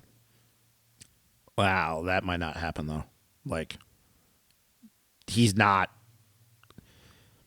It just depends on what class you're talking about. See that? I stumped you. You didn't even have a response. Because I didn't think about the fact of, like, with Jet. That's because he's going to slap cheeks on that, too. He's going to be the next coming of Villapoto. No, he's not going to pull a Villapoto. All right, sure. That'll never happen ever again. Sure. Dude, no. Because if Justin He's Cooper... a generational talent. If Justin Cooper can beat Jet Lawrence is not going to beat any of those 450 boys. It's just not going to happen. It's going to slap cheeks, bro. Yeah, maybe like the That's back what of... the kids are saying now. Maybe like the back of the pack, like 7 to 10 450 Dude, dudes. when he beats Hurlings, I'm going to laugh. It's never going to happen. Okay, never sure. going to happen. Whatever Because you that's say. implying that you think that he could beat Whatever Dylan you Ferendis. say. Yeah, I would bet you $1,000 he would never beat Jeffrey Hurling straight up. Never going to happen. Not going to happen. 24-0 outdoors next year. Yeah, that's not going to happen either. 24-0. Yeah, sure. Okay. Anyways. 24-0 outdoors? Keep taking drugs, bro. Keep taking drugs. And then he's going to slap cheeks at MXON at Redbud No, next year. I bet you he don't even win his own class. I bet you Tom VL spanks his ass. No way. Yep. Nope. Yep. If you're gonna pitch me Tom, dude. Okay, here we go. We can get into this then. Okay. Tom VL Yep. wins MXGPs because the KTM 250s are like the star Yamahas of the U.S. That's actually not. That's the only reason he wins. But that's actually not true anymore because now the Yamaha team over there is like what Star is here. they still haven't. They've only been that way for like a year. They haven't had time to develop that bike enough. But that's the thing, though, is the guy who's leading the MX2 division right now, Maxim Renault, is on the Yamaha team. But the only reason he's leading the MX2 division is because Tom Vial literally took like 3 races off with an injury. Yes. Tom Vial has been slapping his PP around for the last 5 rounds. Again, because that KTM But is he's the beat him cheater bike over there, much like the Star Yamaha is a cheater bike here. You put Vial on any of those other bikes, and I bet you he is just a normal dude, just like all those other guys. No. I will say the one exception I have seen in the last however many, I mean, dude, it works the same way with Hurlings. Hurlings would win on any bike. Hurlings like he's been doing the last how many years? You know he's the points leader right now, right? He caught Geyser. Oh, yeah, he passed. Yeah, did he pass him or is he tied with him after this weekend? Last weekend he was Last up. weekend he lost. Yeah, because did you see what happened between him and Prado? Prado landed on him on the finish. Yes, I did. So Hurlings cut him off. Yes, Hurlings is taking a new approach. He's taking a new approach that I don't need to win every race. Yes, but he literally missed 2 races, caught Geyser, passed him in the points. The second moto, he's like, "Hey, I don't need to win Geyser, and I don't know what happened today, but I'm going to probably assume Hurlings did win today." I don't know what he did in the first race, but he won. But he won the second race. Yeah, he's the points leader. So he's got to be at least tied, if not one. So he's the points leader. Points. So he caught that's Geyser. Cool. Yes, except for there's still been races he's not been able to touch some of these dudes because he wasn't healthy. He's now healthy, and he's proven. Dude, I'm just telling you. Beginning of the year, there was still dudes he wasn't touching. Yeah, because he was coming back from being paralyzed. All right. Like dude. You can call me a. He's fast. He's the fastest dude in the. He's the fastest dude in the world. He's the fastest dude in the world. Outdoors, yes. Yes, he is. He will slap the shit out of everybody. As much as I'm a big Dylan Fuentes fan, he would slap the shit out of Dylan on an outdoor track. Hurlings is the best outdoor rider in the world. I still also don't believe over there that any of the bikes outside of maybe the Hondas, the HRC Hondas, I feel like, but outside of that, I don't feel like any of those teams have those bikes developed as well as KTM. Well, no, because KTM's been winning. Yeah, in the GPs are the cheater bikes of the series. But you still got to have a good rider that can ride them. I'm not saying he's not like good. I said, I'm just saying if I put him on that fucking whatever it is, Ice Kawasaki or whatever, I bet you he is not anywhere close to what he is right now. Fevra's been pretty damn good this year. I still bet money. Prado is the one surprise I've seen in the last few years come out of that 250 class that has been really making moves in 450. Now, again, he's on one of them cheater bikes, those cheater KTMs, which is fine, whatever. But see, here's the thing, but though. He's the only one that has impressed me coming out of the 250. Here's the reason why you can't call them cheater bikes, though, because every person over there can have a factory bike. There's no rules on it. I understand that. I'm just saying KTM has dumped more money by far than any other team into developing both the 250 and the 450. Yeah. If they could bring those KTM 250s from over here for our outdoor series, the KTM team, way fucking better. But you also can't blame them because their R&D's better. I don't blame. I'm just saying that like when you're that much farther ahead, it's like Mercedes and the Williams team in Formula One. Okay, there's a big difference in cars there and development. I don't disagree with anything you're saying. I'm just saying that I believe that Tom Vial, if he is the French MX2 guy next year, which I'm going to assume he's going to be because he should win. He should have won the MX2 championship, even though there's still rounds to go. He's so far back because he missed so many races. If he's the MX2 guy for next year, all I will say to people is if he's healthy, he will give Jet Lawrence everything he can handle. Jet's going to spank his cheeks all over the place. See, the thing is the reason why I disagree with that is because I've watched Tom Vial for the last 3 years go from nothing, a nobody, like a literal nobody. Yes. He wasn't even winning the MX2 class, and now he was a world champion last year. He should have been the world champion this year. And the reason why I say that is because, once again, it all comes down to the fact the way their racecraft is. If he gets a start on Jet will not be able to pass him. Now, if it's the other way around and he's trying to catch Jet, it might be a little different story. But if he gets a start, he is a smarter rider than Jet. He's not more naturally talented than Jet, but he is a smarter rider than Jet. We're getting close. He's a smarter rider than Jet, which is why I don't think Jet would be able to pass him. I'm not saying he's not going to pull some Marv Southwick shit with Eli where he's just fucking inside out, outside in, like riding a wide bike and being dumb. He is just one of those guys like Prado was and like Jeffrey was that when he gets a start, he just knows how to win races. He just does. And that's what they even said. Even Jason Thomas, there was the Italy race a couple weeks ago that he was on there. He goes, Vial, he's one of those guys that if you give him a lead, you're never going to catch him. It does not matter who you are. Well, he hasn't raced Jet Lawrence yet. No, he has not raced Jet Lawrence yet. But that's what I'm saying is that Jet's if he... going to slap them cheeks. Let's timestamp this. Okay. For next year, 2022. Everybody also thought that in 2018, Aaron Plessinger was going to slap the PP off everybody, and look what happened to him. Hunter Lawrence came over here and dropped everybody in the nuts. And so did Prado. First off, All I'm saying I did is, not really think the AP has never been one of the guys I'm like, that guy's going to slap cheeks everywhere. well, he proved this past year that was. He's good. He is a very good rider. all I'm saying and I'm not is gonna take that- that away. But at no point especially on a world stage, have I ever been like, yeah, AP's going to slap cheeks against all these other dudes. Though I'm just saying is that we have this conversation every year, and not just you. There's a lot of people out there. We have another friend of this show that thinks that our guys, and obviously Jet's not an American, but the guys in our series. Every year we have the same debate. They're going to beat them. They're going to beat them. And I keep telling you guys every year, we're not as good as those guys over there in outdoors. It's just fact. It's getting to the point that it is fact. It's not, you're not surmising it. It is fact. But you have to remember, Jet's only 2 years removed from riding over there.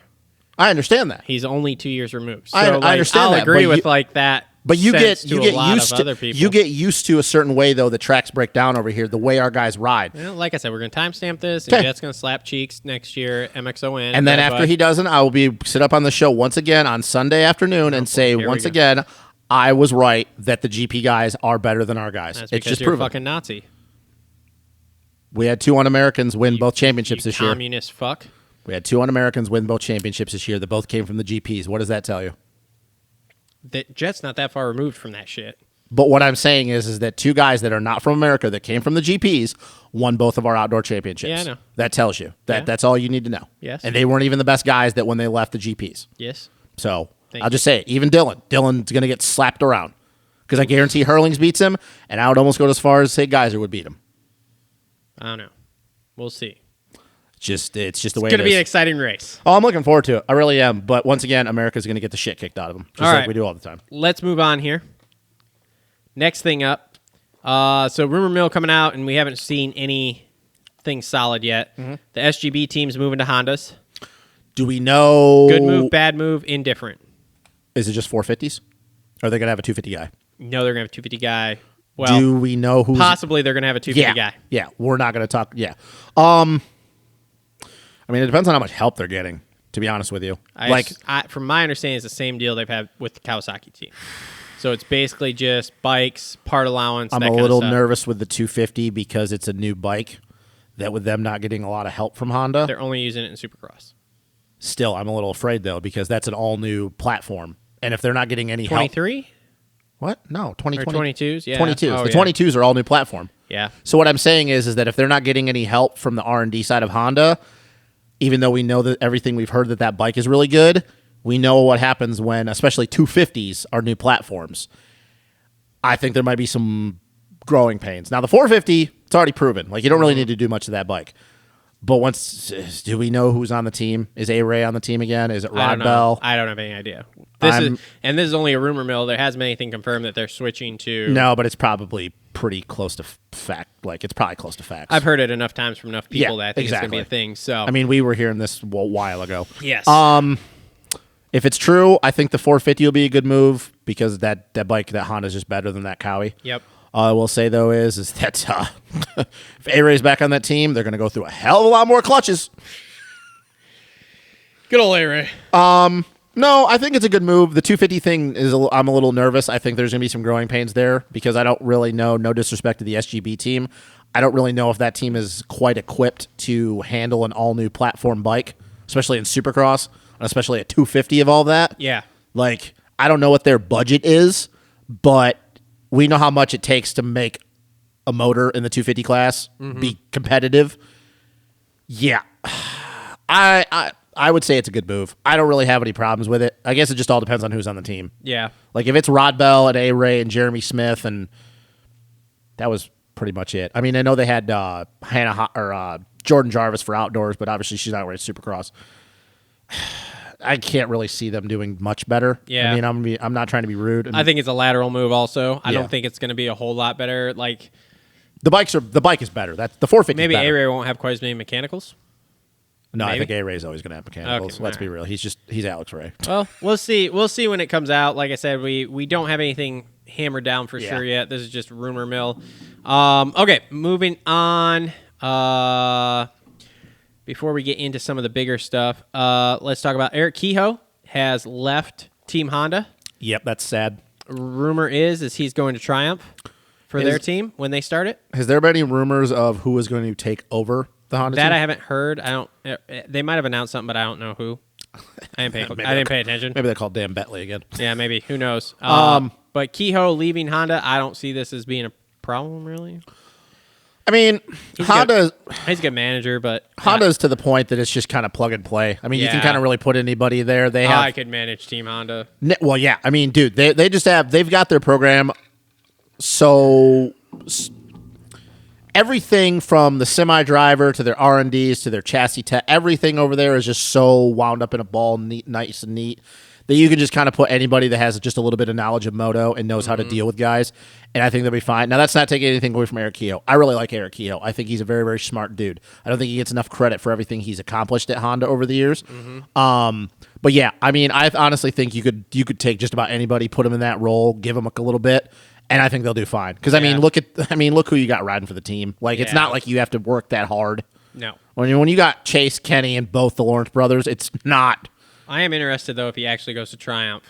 I mean, I don't see why not. If Ricky's there, Ricky and Kehoe have a long history together. It's an interesting thing. I don't know. We'll see where this Triumph deal goes. Yeah. Obviously, they made the announcement. We haven't heard anything since. I'm here in 2023 for their team to come out, so we'll see. I think I'll just give my future prediction. I think there's going to be a lot of money behind that team, and I think it's going to be a shit show. I think so, too. Yes, like, and I think it's going to go well the first couple of years. I hope they have enough money and enough patience to go, okay, our first 2 to 3 years are going to be nothing. Yeah, because that's the thing, too. It doesn't matter how much money they have. It's going to be really hard for them to recruit a top guy and say, yeah, dude, we're going to put you on this literal all brand new bike, and we're going to go racing, and they're going to go. I don't know. I've heard the first couple of years here are going to be they're going to be on a KTM platform base or something. Well, that's true, then maybe, but and still, then they're going to develop a bike beyond that. But I don't know. We'll see. I just think we don't have any details at this point. Everything's a rumor with that team. It's not going. I don't think it's going to go well the first couple of years. Yeah, I don't think it's going to go great either. Continuing on the Honda train here, it is official now. Chance Hymas to Honda for amateur here for the next year or two. Did you see his elevated video? I did not. Yeah, he was tested. He wasn't riding the 2022 yet. He was riding the 2021, I think, at Paula. Okay. That just looks good. I mean, this is the amateur signing of the last 5 years. I mean, you literally let Team Green bring this kid up, develop him, and before he even went pro, you have now signed him, which is awesome. And on top of that, you're about to win some amateur national championships for the next 2 years while he's doing that. Because basically, he even said in his interview, he goes, like, there's no rush. Everybody's talked about it. It could be 2023 before we see him. Or he could go do all the amateur nationals 2022 at the end of 2022, do some outdoors, kind of like what Levi Kitchen did, and then Supercross 2023. And who's his manager? Well, yeah. What? Who's his manager? Is it Myrtle managing them? Yeah. Oh, yeah. Yeah, I actually just seen, though, who they replaced. Well, they didn't replace him because it would be hard to find a talent. But they already signed somebody out of the B class that took over for Chance Hymas. Somebody. Who would they sign? You don't know who he is, though. His name's Preston Baseflug. He's a kid out of Washington. Baseflug. Yeah. He's fast. He's good. He's going to be good on that bike. He's not going to be Chance Hymas good, but he's going to be really, really good. He's also, it's kind of weird, too, because he's also very, very young like Chance. Like, I think he's only 15, and he's only been on a big bike for like a year and a half. It's a good signing. It's not Chance Hymas, but he's going to be really, really good. I just saw a video of him today riding with Anderson, Varese, Benjamin Garib. He's good. He's going to be good. But as far as Chance Hymas on the Honda, it's very interesting to me because, like, Geico, we know what they did with the amateur stuff, whether it goes back to Kennard, the Wharton, Bogle. This is a good question. Like, what are they going to do with these amateur nationals with him? Because we don't have a Geico semi to send there anymore, so I'm going to assume that they're going to send a mechanic and one other person in the back of a box truck. Okay. There's no way Team Honda is going to go to the race with just a big rig, like a semi for one person. Doesn't matter if it's Chance Hymas or not. Like, they're not going to do that. It is weird though because this is the first time that I can think of that a full-blown factory team has signed at amateur. Like, full-blown factory team. Yeah, that is interesting. That's never happened before. Yeah, that's never happened before. Because, you had Team KTM, but that was the Orange Brigade with Volan. We know that, but that was Orange Brigade. Gas kind of has a few of their guys. I think Casey Cochran, they're going to sign him. Star, even though it's the Yamaha team, is not like even though I guess now they would be, but like it's still, you don't consider Star like, oh, they're straight from the manufacturer. Pro Circuit, obviously, with Team Green, like Suzuki hasn't had one since the Colt Gress days. So like Husky, I mean, yeah, kind of, but not like this is just a little different to me. Yeah. So I'm really wondering how this is going to go. But see, here's the thing. He has no reason not to succeed now. Like he's going to be, even though his national bike is going to, like his actual like pro factory bike is going to be different than his amateur bike, but it's not going to be that far off. There's no way he's going to go to the line at any of these races now going, I have the best bike. Yeah. I have the best bike without a doubt. Mm-hmm. So it's going to be very interesting to see how it goes for him. I think he's going to be fine. I think he's going to be really, really good. He's going to be the guy for the next 2 years in A-Class. Yeah, like I said, there's only two guys that I think that are going to be anywhere near him, and that's Romano and LeBlanc. And LeBlanc has an issue staying healthy, so I think it's pretty much just going to be him and Romano. I don't think LeBlanc's going to be in the A-Class until after Hymas is out anyway. Well, LeBlanc's because Romano's going to move up here. Well, LeBlanc is already raced A races, but his thing is he's always hurt. Like okay. But like Romano, I think it's going to be the Romano Chance Hymas thing. I think it's going to be those two just battling back and forth. But yeah, like it's cool. Romano's young though, isn't he? He's younger than Chance. Okay. Chance is 16 or 17, and I think Romano's only 15. Okay. So yeah, it's gonna be very, very interesting. Like we got a lot of talent coming out of these A classes. Like we got good dudes. Like I said, if LeBlanc can stay healthy, Romano, you got Chance Hymas. You got Baseflug for the Kawasaki team. There's a kid in the Suzuki. I think he's from South America. His name's Leo Dorico. Like there's a lot of good dudes, which like. The last couple years, I'm going to be real honest with you, we really haven't had that. Yeah. So now we got a lot of good talent coming up. So that's pretty cool for the future. It's just going to be really weird seeing a full blown factory 250F. It's going to be sweet at the Nationals. I'm excited. The only thing that concerns me is that if things don't go well right away, I mean, yeah, I don't even think that because he's got all this time. Like Honda's not pressuring him, so I don't even think that. So no. I think he'll be fine. He doesn't really have any pressure on him right now. Yep. Especially when you got the Lawrence brothers as your teammates. Yeah. Which is also cool for him. Like I don't know how much he's going to talk to them. Yeah. But like, how cool would it be as a 16-year-old be like, oh, I got Jet or Hunter to go talk to, and like, oh yeah, by the way, Jet's only like a year older than me, so we get it. Like we understand each other. So that's pretty cool too. And So Jet slaps cheeks, so I'm sure he can help me slap some cheeks. That's what's going to happen. I meant in racing. Oh, okay. No. Haven't you heard? No. You didn't listen to Whiskey Throttle with them. No. With the Lawrence brothers. They call him Casanova Jet. Yeah. Because he's so good with the ladies. Sure is. And that means he's not good with the ladies. Yeah, I was about to say. Is what they were saying. That kid is so awkward. Yes. But Hunter obviously is doing pretty well because we already seen his chick at the Nationals. So That's his wife. That's his wife? He's Yes. married? He's been married. Oh my God, I didn't know that. And she's loaded. Well, good for maybe him. not so much anymore. She Yeah. had an awesome job when they met. How old is she? He's only 20. I don't know. But she had some awesome job working, was it a bank or diamond store or something? I don't know. It's in the Whiskey Throttle A thing. diamond store. No, I'm not kidding. That is I'm only Hunter not Lawrence. kidding. Yo, bro, what'd your wife used to do? She sold rare diamonds. No, she didn't sell them. She was like, I don't remember what he said. You have to go listen I'll to have to go Whiskey listen Throttle. to it. That's interesting. But now. yeah, and he's like, yeah, she definitely downgraded going with me, but it's cool. I wonder if Justin Cooper's chick feels that way. Oh God. Anyway. Okay, so speaking of Hunter Lawrence, he gets a Red Bull helmet. Coolest way possible. This only furthers our whole deal KTM. of him going to Red Bull KTM for 450s in the next few years. Yeah, I'm going to assume that the moment Jet moves to the 450s, which is probably going to be happening sooner rather than later. Just Outdoor 2023? Yeah, put that out there. I think that Hunter. I think Hunter Supercross 2023 is going to be on KTM. Red Bull KTM. Yep, I think Maybe that, even Outdoor 2023. I think the moment the Jet moves up, I think that he's gone from Honda. Probably. I mean, I'd be willing to bet money. I think that the moment Jet moves to the 450 class, because they're not going to have obviously a room for Hunter on that in the 450 because it's going to be Chase and Jet. I think Hunter's gone. He's on the KTM squad. Probably. It just depends on, is he going to be 250, 450? But I do agree with the 450 though, because and we're going to get to this. One certain rider is coming to a close with his career, and another one is going to be going to Yamaha. So I'm just happy for him. That whole thing with him getting the Red Bull helmet, like getting surprised. Finally. And we even talked about, exactly. We even talked about the Supercross, like what does it take to get Hunter Lawrence a fucking Red Bull helmet? Yep. But the whole thing was pretty cool. And to see the look on Myrtle's face, like, dude, I don't know much about him. I know that he's the super agent. He's damn good at his job. And Coach talked about this on one of their recent shows with Cooksey and the coach. But, dude, I think Myrtle genuinely cares about his clients. I really hope do. So if not, this is such an elaborate hoax. It's crazy. Yeah, I mean, Jesus. Like shit. But think about the dudes he's got though: Lawrence brothers, Joe, and now Chance. Like, dude, he's got it. He's doing well. He's doing very, very well. So, yeah, good for him, man. I'm super stoked for Hunter. Everybody on the show knows that I'm a Hunter Lawrence guy. I'm really happy for him. Yeah, I just think it's cool. I think it's cool. I think the helmet was pretty badass.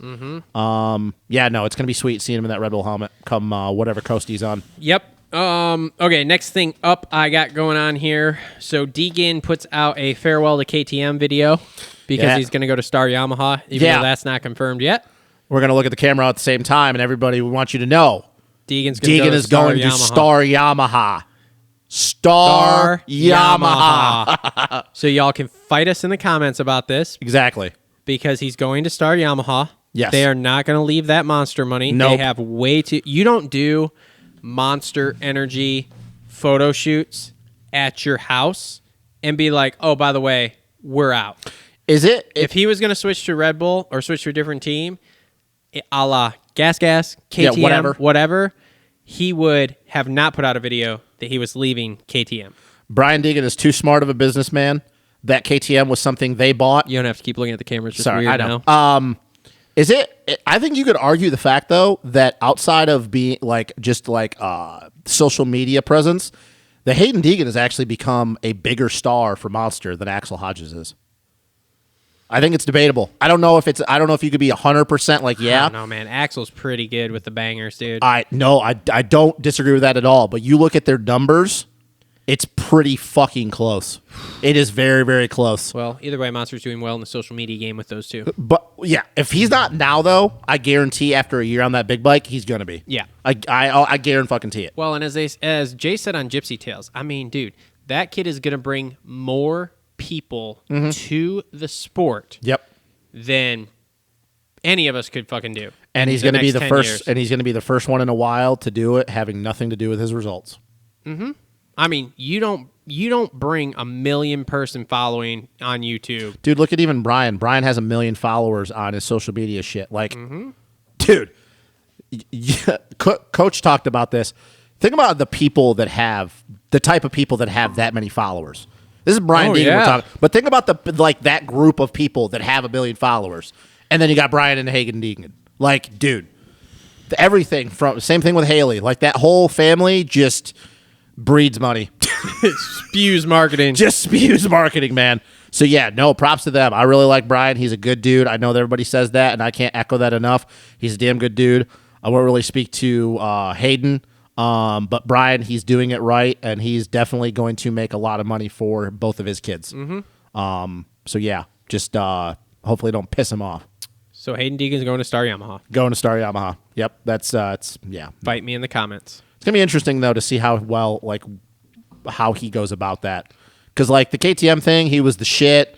I'm the big dog. Do you think we're going to get an announcement before Minios?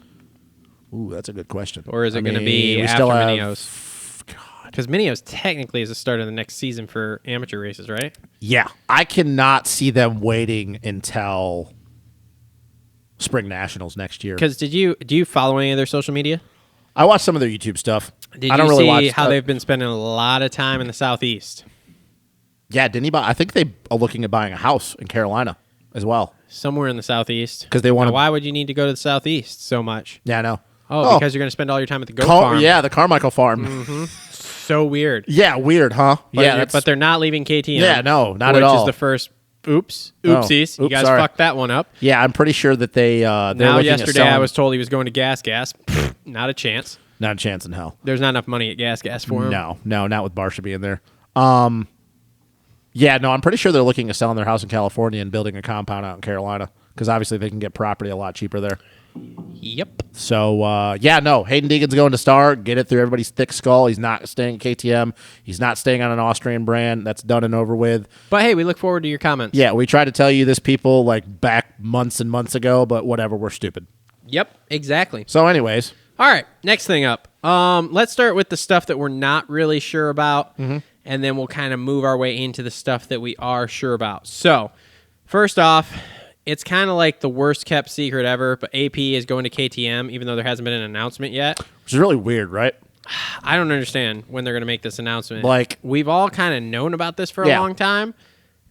So now we're 2 weeks past. Yeah, it's weird. I don't understand it. And also another thing that I'm really curious about is, so this could be the shock if something ends up happening. He's not at KTM. Yeah, because everybody that's pretty much moved and it's beneficial to their teams, we've seen small clips of them riding said bike. Yeah.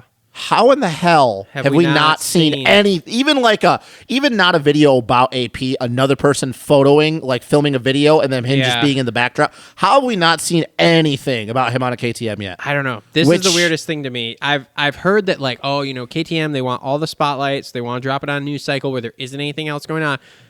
But dude, I don't know. I don't understand that because it's like we haven't heard anything. I thought we would hear it the first day with everyone else. Jesus, I've already seen a video of Max Vohland riding Supercross. Yeah, like what the.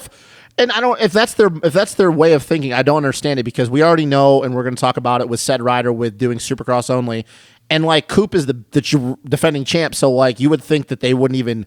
Oh, AP's on our team now, but it's all about Coop. Like I don't get it. Yeah, I don't. What's the secret? Who cares? Coop's only going to be on that team for next year anyway. Well, yeah, we know that. We know where he's going. But anyways. But I don't get it. I don't understand it either. Dude, how fucked is it going to be if it comes out and he's on an Austrian brand, but it's not KTM? It would make actually a lot of sense that he go to Husky. That's the only thing I can come up with. And now why would we be waiting? Well, that's because another thing on my list that we don't know about, Zacho's not sure if he's retiring all of a sudden. Yeah, there's videos of him riding Supercross. Yeah, we already talked about this earlier this week, but if he does come back, good for him, but it's going to be a shit show. It's going to be really bad. I don't think it's a good idea. Being a Zacho guy, and as much as I want to see him come back and like actually try and do something again, I just don't think it's a good idea. It's not worth it. It's not worth it. He needs to go to the next phase of his life. Yep. It's just going to really go bad because if he does anything to that back again, he can severely like take a chance of being in a wheelchair. Yeah. He needs to just not do it. I understand he's got a lot of pride, and I've always said that's the one thing I respect about Zacho. He's a bulldog. But it's like, dude. What's the percentage probably you give him of actually coming back? Dude, it's very, very low. Dude, I'm not even going to go 30%. I'll go 25. I'm going 50-50 at this point. I just think it's a bad. See, okay, so the reason why I have it at 25%, but I could agree a little bit with the 50-50. But it's going to be one of those things that if he does come back, I guarantee he only races one or two races and realize that it's just not. It's not going to happen. Yeah. Because I can't see him. I don't see him making it through the first 5 rounds if he does come back. And even if somehow he does, I can't see him being okay with being just another. Because let's be real. He's just going to be another guy. Yeah. He's not. He's going to struggle bad. Yep. And I cannot see Zacho with the way his mindset is with him being comfortable with that. Nope. So I don't think it's a good idea. Which if he's not coming back, it would actually make more and more sense about AP if he ends up maybe on Husky. Yeah, like I said, that's the only thing that has even remotely crossed my mind is like, well, maybe he signed to KTM, and then all of a sudden they were like, well, we need a guy. Put you on a different brand here because we need a guy.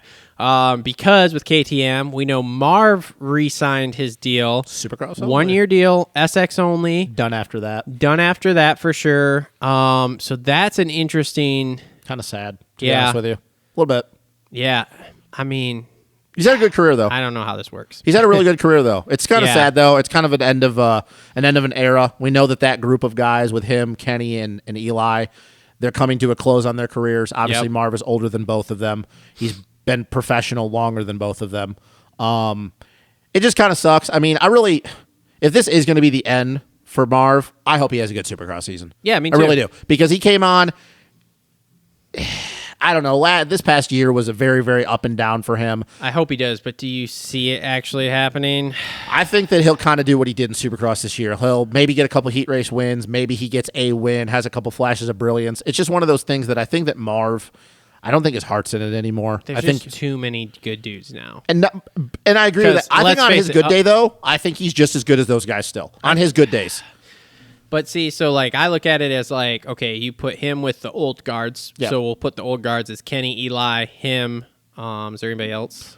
I mean, That those have missed been the three most successful in the Brayton, last. that kind of stuff. Yeah, but and I it's mean, like as far as success. he's not beating Kenny and Eli most days. No. Brayton, I put him kind of in the same aspect, especially after seeing the way last season went. Yep. Then you go to the new guard. AC's way faster. Sexton, Sexton's way Frenchie, faster. even AP, Malcolm. Yeah. All these guys are way faster. Now, granted, they can't necessarily keep it on two wheels, but like that's all those guys have a bad race at the same time for Marv to really move past all of them. I think that we'll see now, since we're going back to some of the normal East Coast races for Supercross, we're going back to Detroit. Some of those really, really tacky, like just slot crosses, I like to call it. Yeah. I think that then those tracks that he's always good at, I think that that's where you might see him get a win or two. Yeah. It sucks because Marv, I feel like his last 2 years should have not gone the way it did because of injury. He would have been the same normal up there battling for championships like he has for the last however many years, but it's part of it. I hope he ends on a good note because I don't want people to remember Marv as just a guy, because let's be real, whether you like Marvin or not, Marvin was not just a guy other than the last 2 years. From 2017 on, he was one of the guys. He wasn't just a guy. He was battling for championships in both disciplines. So I hope for his sake, because I feel that if he has another average season, people will be like, well, that's just who Marv was. That's not true. That's not who Marv was. People need to remember, Marv was one of the only guys for 2 years that beat Eli straight up on an outdoor track. Yep. Like, that's just, Marv was one of the guys. Yep. So I hope he has a good season. I don't know how it's going to go. That's all I'll say. I just hope he has a good season because I don't want to see him end just being a 10th place guy. It would suck. Yep. Okay, so Joey Savacci, we've heard nothing about. We think he might be the third guy at the Rocky Mountain team for next year. What's the percent pie you give that he's actually lands that spot, that they're going to run a third guy? What do you think? I think his results, I think he did enough to get re-signed. I mean, I'm real honest with you. Like, even though one of the other guys we're going to talk about in a minute, well, actually both guys. I like both guys, but he did way more than both of them this past year in Supercross and Outdoors. Man, if he doesn't get re-signed, I think it'll be an absolute joke. He's like the next Blake Baggett, except he hasn't won any races. Well, I mean, for them, he hasn't won any races. Yeah, I don't know. He has not won any 450 races. No, he has not won any 450 races. That's I was what I talking was about. Okay, insinuating. yeah. Yeah, I don't know, man. I don't know what the percentage is because we know the controversy that is around that team. I would say that it's probably maybe that's why we haven't heard anything yet, because maybe he doesn't want to go back because he didn't get paid for last year. The question, though, is where would he go, though? I don't know. Which, once again, I feel like this is absolute shit that we're in a situation where, Joey might not end up on a freaking team. It's like, are you kidding me? Like, how does this... I don't understand how this happens to him. Like, I understand, like, the talking, like, how he deals with people, but his results are good enough, and anybody that says otherwise is an idiot. Like, there was times we talked about this. He was the best performing KTM guy at the Nationals at certain points this year. Yeah. So it's like... There's no way that he shouldn't have a ride. I mean, we're going to talk about it in a second. Bogle has a ride. Yep. So it's like, dude, I just don't get it. And it's going to suck because if he has to restart on a new team yet again, and people are like, well, why isn't Joey doing, really well? Well, I don't know. He's been on 3 teams in 3 years. Yeah, it's an interesting situation with him. We seem to get to this point every year, and we have no idea where he's going to ride. And it's absolute shit, in my opinion. I know that how you feel about Joey, but you at least have to agree that it's absolute shit. Yeah, a guy of that caliber should have a ride, and this just speaks into things we're going to cover in our next show, which is how broken the sport is. So, I mean, you're talking about literally one of the top 20 dudes, and he doesn't have a ride? A guy that's gotten podiums, gotten top 5s, won heat races in Supercross. Like, yeah, dude, I don't understand how that happens. But maybe you're right. If that is true, that he just pissed off that he's not getting paid, good for him. Like, know your worth, dude. I don't know. I really don't know because I think everything with that team right now is in flux. I think so, too. And speaking of that team, Anstie announced that did he announce it? Did he not announce it yet? Yeah, it's announced. Okay. It's confirmed. Anstie announced he's going to the Rocky Mountain team for next year. How much do you think he signed for that he's not really going to get paid? Knowing how Max thinks and how he is and how he was brought up, I can't see him signing for anything less than $100K. So he's probably not getting any of that money at all. Oh, dude, that pisses me off so bad because I'm a Max Anstey guy. It's a good thing he started that CBD company. Yeah, no shit. So he can make some money next year. I really hope had to start it just in an effort to try to make some money because he knew he wasn't going to get paid for riding. So. I really hope that when he retires, whenever that day comes, I hope he goes into commentary because, dude, him on the mic would be absolutely amazing. Epic. I don't know. I don't know how well that's going to go because, once again, you're talking about a team that has a lot of controversy around it. We know that the bike can do good things, and I think Max on a KTM would be really good because we know the bike is good. I don't really know what to think about it because, once again, we don't know what's going to be going on with that team moving forward since the cat got let out of the bag this last year. And same thing, I don't know if you had it on the notes, and even though it's been confirmed for a while now, Shane McElrath. And we haven't really talked about it. Yeah. Everybody's known about it for months now. We talked about it on one of the shows. Yeah, but I mean... it got announced early. Yeah, that's another thing, too. I don't understand why... I just don't get that. I don't understand either. Why would he... dude... Do you think that he asked Moto Concepts hey, can I get re-signed? And they just told him we don't got the money? Because there's no way Shane. I don't think anybody wants to sign him because of his back. Yeah. The only reason Zach I think is still has even remotely of a shot of riding is because he's got such a good relationship. Yeah. But Shane doesn't have that. And how crazy would that be that if Shane comes out and he actually does really well, and then it's just oh fuck, we messed up on that one. Maybe.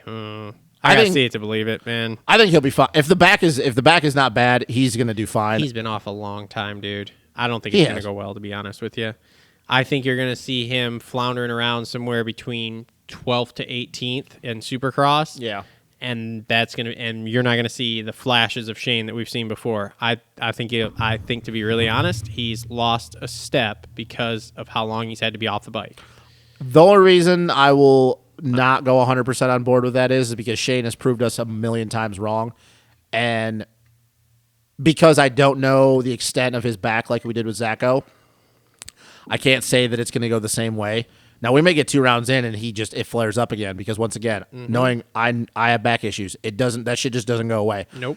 But the thing about Shane though is once again he's that one guy that's kind of be proved everybody wrong. Don't doubt me. Yeah. So if he goes out and he flounders in 12th to 18th, I could see it. If he goes around and gets 5 to 8, it's one of those things too. I can see it because everybody counted him out his whole entire 250 career, and he proved everybody wrong. So I don't really know. I like both Shane and Max. I hope it goes well. It's just one of those things that team is such a shit show that I don't expect a lot. We're not gonna be allowed in that pit. I don't really care. Forrest is a douche. I know. He probably wants to fight me. He wants to fight everybody. That'd be cool. Just punch him in his face. I like to fight. I had a dream last night. That you fought? No, not that I fought him. I fought some kid in Taco Bell. That was weird. We were just at Taco Bell today. It was super weird. Did you beat him up? So I tried to knock him out with my bare hands. Yeah. Didn't work. Ended up choking him to death with my left hand. You killed him. I killed him in Taco Bell. Wow, you have some aggressive dreams, bro. I have not had a dream like that in a long ass time, and it was super weird. I hate dreaming though about fighting people because I don't know if you have those kind of dreams, but you're hitting them as hard as you can, and because you're not, it's nothing works. Well, my thing is extra interesting because I have what is called lucid dreaming, where I can control every aspect of my dream. Weird.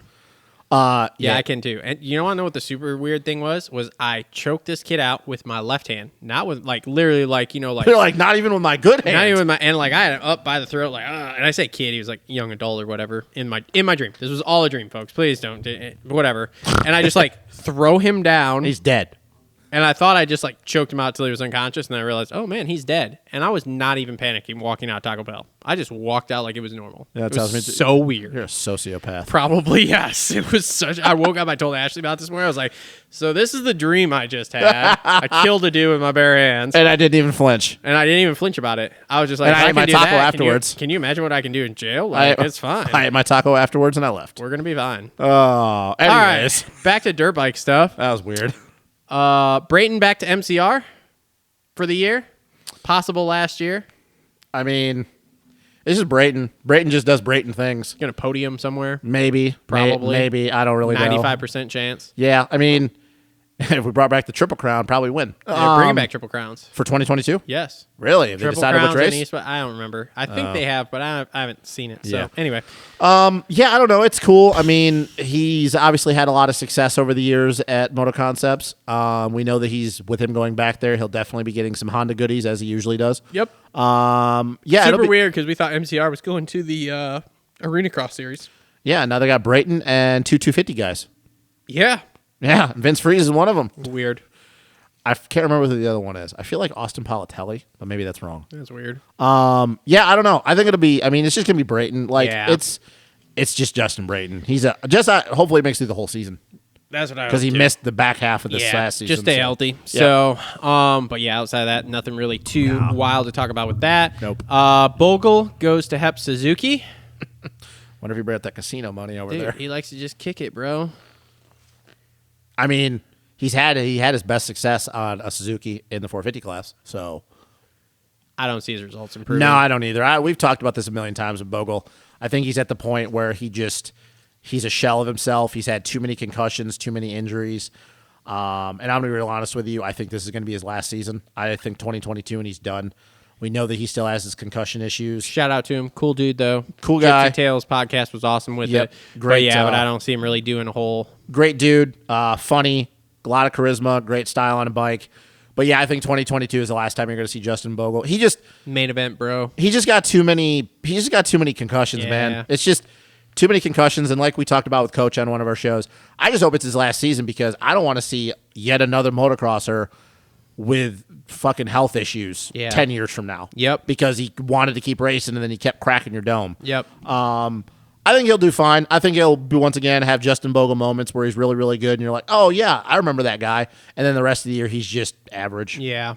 Just a dude. Yeah, just another guy. Not taking anything away. He's No. still fast-ass dude. Yeah. But I Just just don't when- see when you have that many this concussions. move, making anything It's- crazy good happen. Yep. So that team, I think, is going to be him, Hartraft, Enteknap, and who's the other one? Who the hell else was on that team? They signed. I think they have another dude. I don't know. Anstey was on it, but Yeah, he's not I think they're anymore. thinking about signing another guy, but for right now, the only ones they're signing are him, Hartraft, and Enteknap. Okay. So I think they're going to try to go with a four man team. four man team. But right now, it's just those three confirmed. So yeah, I mean, just a decent team, I guess. Yep. Okay, so now we're getting into the big movers and shakers for this year. So let's start out with the one we've heard the most about at this point. So Eli Tomac moves to Star Yamaha. At this point, there have been several interviews with him. There's been riding clips of him. Yep. Looks good. Supposedly he's, and I'm putting this in air quotes for those who are listening, not watching, he is faster on this bike than his Cowie, which I think is just Whatever. PR goodness. Yeah. Thoughts on his move, and is it going to improve, sideways, or worse than last year? Proved exponentially. 1 year deal, option of a second year. I think he's going to re-up on that option. Okay? Improve exponentially. Okay. We even talked about this on the way down to Crawfordsville. I think that it's a scary thought that this might be a rejuvenated Eli. And once Yep. again, everybody knows on the show I'm not an Eli fan, so this is not me being a homer. But I think it's a scary thought to think that this might be a rejuvenated Eli. He's going to a team that is all about testing, all about making that bike better. We know that Cowie is historically not one of those teams. He's going to Florida. He's going to. That's very interesting too. That is very, very interesting to move away from the compound, that badass compound he's got in Colorado. Well, so he's going back there to ride. So he's been, He's been already been riding riding there. there. Yep. But he was riding there for what he told Mathis on his podcast. He was riding there for like 3 or 4 days, and then they were going to Florida, and then he said they would go to California like mid-December or something and be out there doing testing and riding for a couple weeks before the season started. But if you follow anything on social, apparently there's a certain track builder that does his tracks. You have seen that he has had both his tracks at his house redone. So he'll be at his house for a fair majority, but he is going to Florida to test. The fact that he's going all the way to Florida to test tells me right there that he is all 100% in. Yep. Because like at this stage of his career, as much as he's accomplished, as much money as he's made, He could easily say, fuck you, you're coming to me. exactly. But the fact that he's willing to go to Florida, of all places, Florida, Yeah. that tells me You want to go to Florida? you want to go to Florida. It's probably the best state in this country right now. No, I outside don't. Texas. I don't disagree with you at all. But we know how hot it is. I'm just talking about the weather in Yeah, oh, Florida. yes. the fact that he is willing to go to Florida of all places, that tells me that he wants to win more championships before this could get interesting. I think it's gonna be very interesting, and I also think that it's gonna be the dynamic between him and Frenchie. We know that they're maybe not the closest friends on the track, but so He's got his buddy J Mart in Florida with him too. I know. Though that's gonna be another cool thing for him too. So I'm gonna make my point with this. I'm not gonna say that he hated AC, that he disliked AC, but we knew that there was a rift there, especially with Kawasaki putting all their eggs in that basket. And I don't think Eli honestly ever looked at AC as his equal. I'm going to be real honest with you and real up front. I don't think he ever looked at AC as his equal. I think that he probably was a little pissed off these last couple of years that all this attention was on this kid, with no disrespect to AC, but hasn't won shit in the 450 class as far as titles. He's got one title his entire pro career. Injuries, I understand it, but I'm making my point. But now he's going to a team where there's a guy that's been beating his ass for the last year, has a 450 championship his rookie year, has been doing this for a very, very long time, and he probably looks at him as his equal and goes, all right, I have some competition now. And like I said, the willing to test, the willing to change the motor, change the chassis, which Kawasaki has historically not been known for that. They're kind of set in their ways.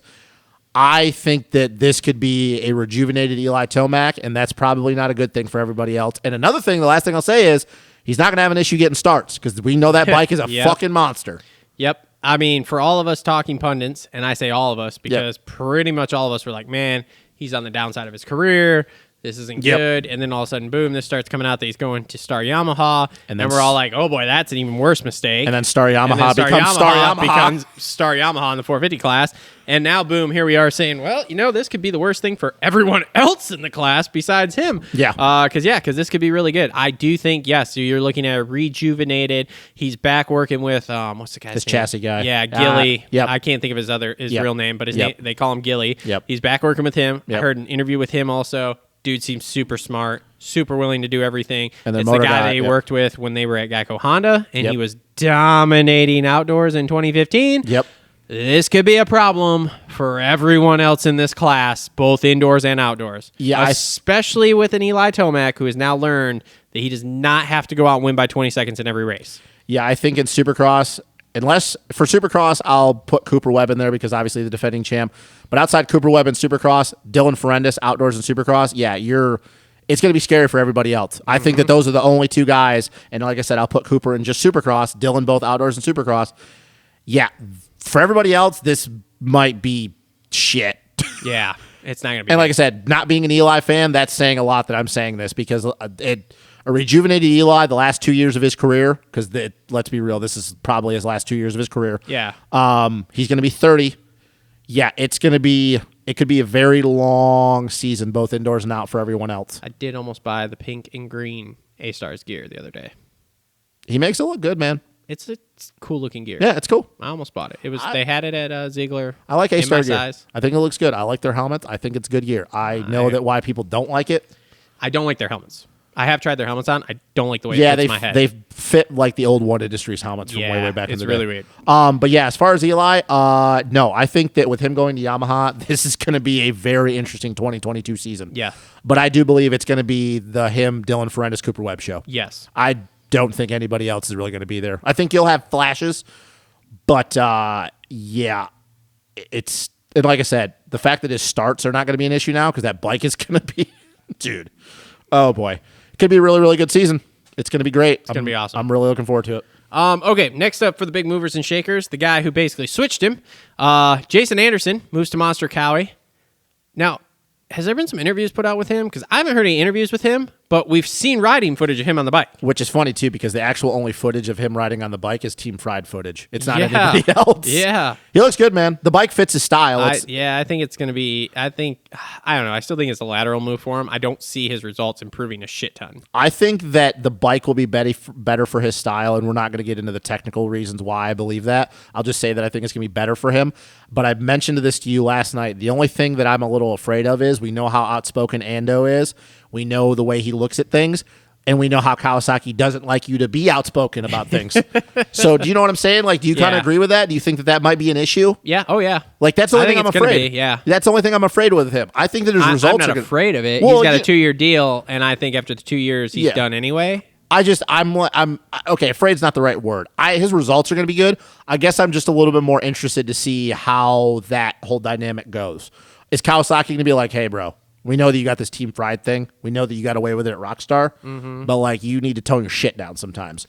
And then he's going to come back with kiss my ass. Think of the movies him and Dirt Truck are going to make, though. Broing down with Monster. Oh, they're going to be so cringy. So cringy. Fucking you get Axel Hodges in there. Probably get some Hayden Deegan. God, they're going to suck. God, it's going to be awesome. Oh, God. All the Monster Army, bro. Yeah. No, I think, but I think his results, I think they're going to be, you say lateral, I think they'll be a touch better. Define a touch better. Okay, so like, where would you have classified him when he was healthy in Supercross? 4 to 8 guy. Okay, so I'll say take that 8th as another average finish and go 4 to 7. All right. I know that sounds stupid because I'm literally just going one position up. But, like, I just think he's going to be a touch better just because I think he's going to be better on the bike. But you don't think he's winning caliber? No, still? I think that he may have a chance to win a race. Yeah. But even that's going to be really, really hard just because of the fact of the 3 guys that we just mentioned. Yeah. But no, I like it. I like the change up. I think, like I said, we've already seen the footage of him. He looks good on the bike. It's cool. It's cool to see him on a Cowie. It's pretty much where his whole, like, big bike career as an amateur started was with Kawasaki. It's going to be cool. I mean, I always like watching Jason Anderson ride. Whether I like him as a person or not, that's a different story. But I always like watching Anderson ride. He's got a very unique style. Yeah. So I think it'll be good. I just hope him and AC don't take each other out because I don't think that they're going to be talking too much underneath the rig. I mean, they all just spend time in their motorhome. Yeah, that's true. Does Anderson have a motorhome? I don't know that Anderson does. AC does. Probably though. not. Anderson's way too cheap to have a motorhome. Which is, it's never mind. But AC does. So Yeah. whatever. Okay, cool. And then last thing I have for silly season here. This is the move I'm most excited to see. Really? Because I think it has the most upside potential. We're talking about Malcolm. Mookie going to Rockstar. You think that that's what you're most interested in? I'm interested to see how it goes. Really? This is why I save this for last. This is my most interesting storyline to follow in my mind here for the next 2 years. Now, why do you believe that? Okay, number 1, he has a 2-year deal. Which he's never had as a 450 Which he has guy. not had in his 450 career. Number 2, real solid team. Okay, this is an MCR Honda. Not that MCR Honda has anything wrong with it, but they're just not an indoor-outdoor factory team. Okay, But he was just with Star, though. He was just with Star. Yep. Indoors only. Yep. Not a 2-year deal. It's true. That is a They big were thing. just starting the 450 deal, And he was really good. and he was pretty good He on was that solid. bike. He was just Yeah. solid. I mean, I don't think he ever had a race outside the top 10. Yeah. I don't think so. Yeah. And that was with taking breaks in the middle of a Supercross, man. Yeah. That's true. I don't know that the first year is going to go great here. I don't think we're going to see big improvements. Yep. I think where you're going to see big improvements is the second year. I think 2023, all of a sudden, Mookie is going to be like one of the dudes. How do you think outdoors is going to go for him? I don't think it's going to go great this year. No. How do you think it'll be that season 2023 you're talking about? Really good. Because we know that's been one thing about Malcolm is we know he's super fucking fast, but he's never really been an outdoor guy. Fast outdoors. He is. But we just know that his outdoor career has been very... He's training at the bakery, which everyone questions that, but he did make a comment in a thing. Don't do that face anymore. Sorry. Because that face makes you look like a monkey. Like literally you were doing that and I was like, wow, that is Sorry. a monkey making a face All right. at me. Anyways, bro. Anyway, but he's training with Alden. Everyone questioned that. The one line he said, which put my mind at ease with it because I questioned it too at first. I was like, this isn't going to work. He knows what Alden wants and how Alden works. Yep. He watched his brother do it. This is simple. Yeah. He knows what to expect. So he knows this isn't going into this going, oh shit, what the hell are we gonna do? Like, is this gonna be more work, less work, whatever? He knows what it's gonna be. Yeah. He knows exactly how it's gonna be. So if he's signed up for it like this, he knows how it's gonna go. Well, the good thing for him, too, is he already lives in Florida, so he doesn't have to relocate. It's not like he's moving from the West Coast to the East or from, the Midwest or wherever. He's already been in Florida his entire life, so that's going to make it easier. I think 22 is going to be a good year for him. I think 23 is going to be a great year for him. And then depending upon where he wants to go from there, we'll see. But I think it's going to be really, really good. All right, so I'm gonna make a comment, and then I'm gonna ask you a question. Okay. And it doesn't really have to piggyback off my comment. I completely agree with everything you're saying. We know how well he did on that star bike.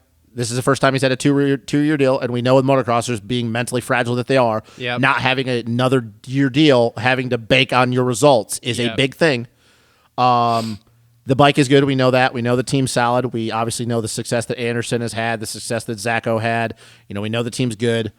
The only thing that I'm interested in is this is going to be the first time on a 450 because, once again, I'm almost guaranteeing Zacho's not racing. So it's pretty much going to be him and Dino, unless we find out the AP's there, but obviously we don't know that. So it's just going to be him and Dino.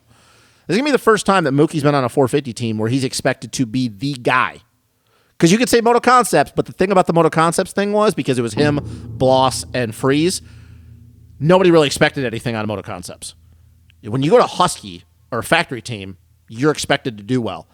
He has not been in a situation on a 450 team where he has been the guy. Because let's be real, between him and Dino, it's him. We know he's got to be the guy. So that is the only comment or only thing I will say that I am interested in. But I agree with everything you're saying. So my question to you is, what are his results going to look like? Because you got to think.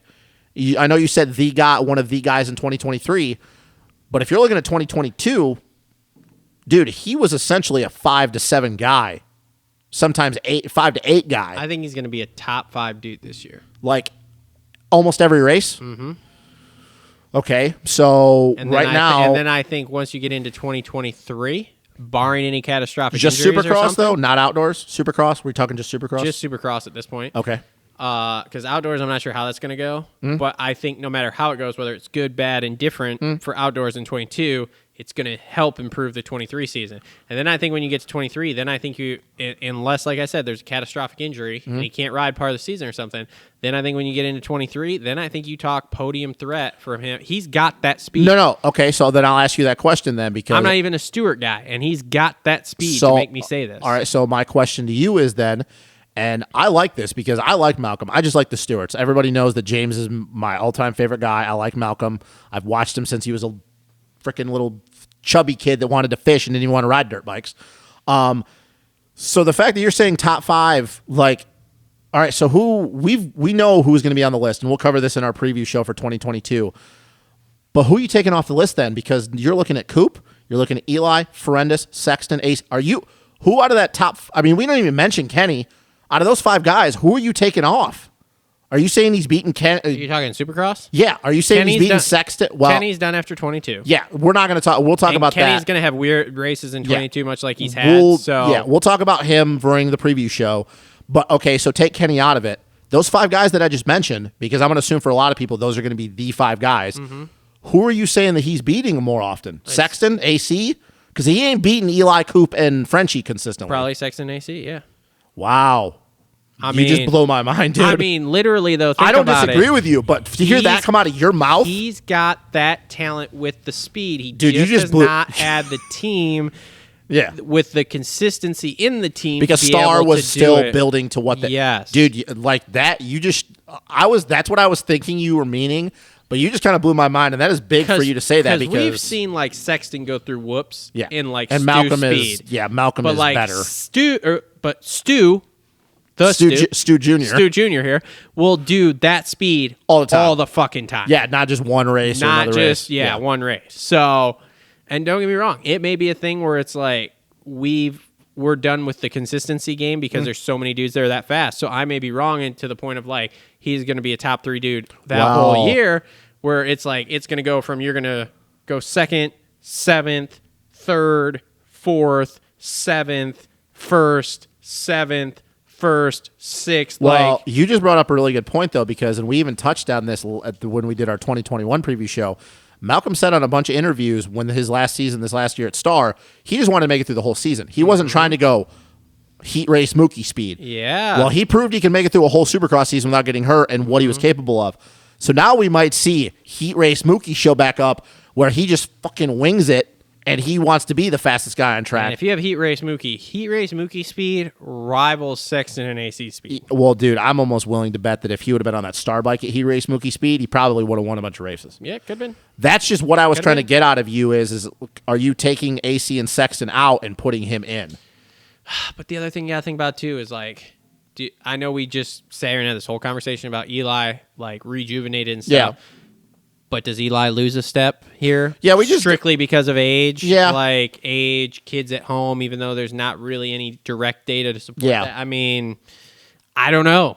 And maybe that's the thing. Maybe you take. I mean, obviously we're taking Kenny out of it. Yeah. Maybe you take Eli out of it. Coop, in my opinion, doesn't have the balls out speed of a lot of these dudes that we're talking about. No, but he just knows how to win. He does know how to win. He's just smarter than everybody else. But, man, the more of these dudes you keep stacking up with that speed against him, like, that's not going to work either.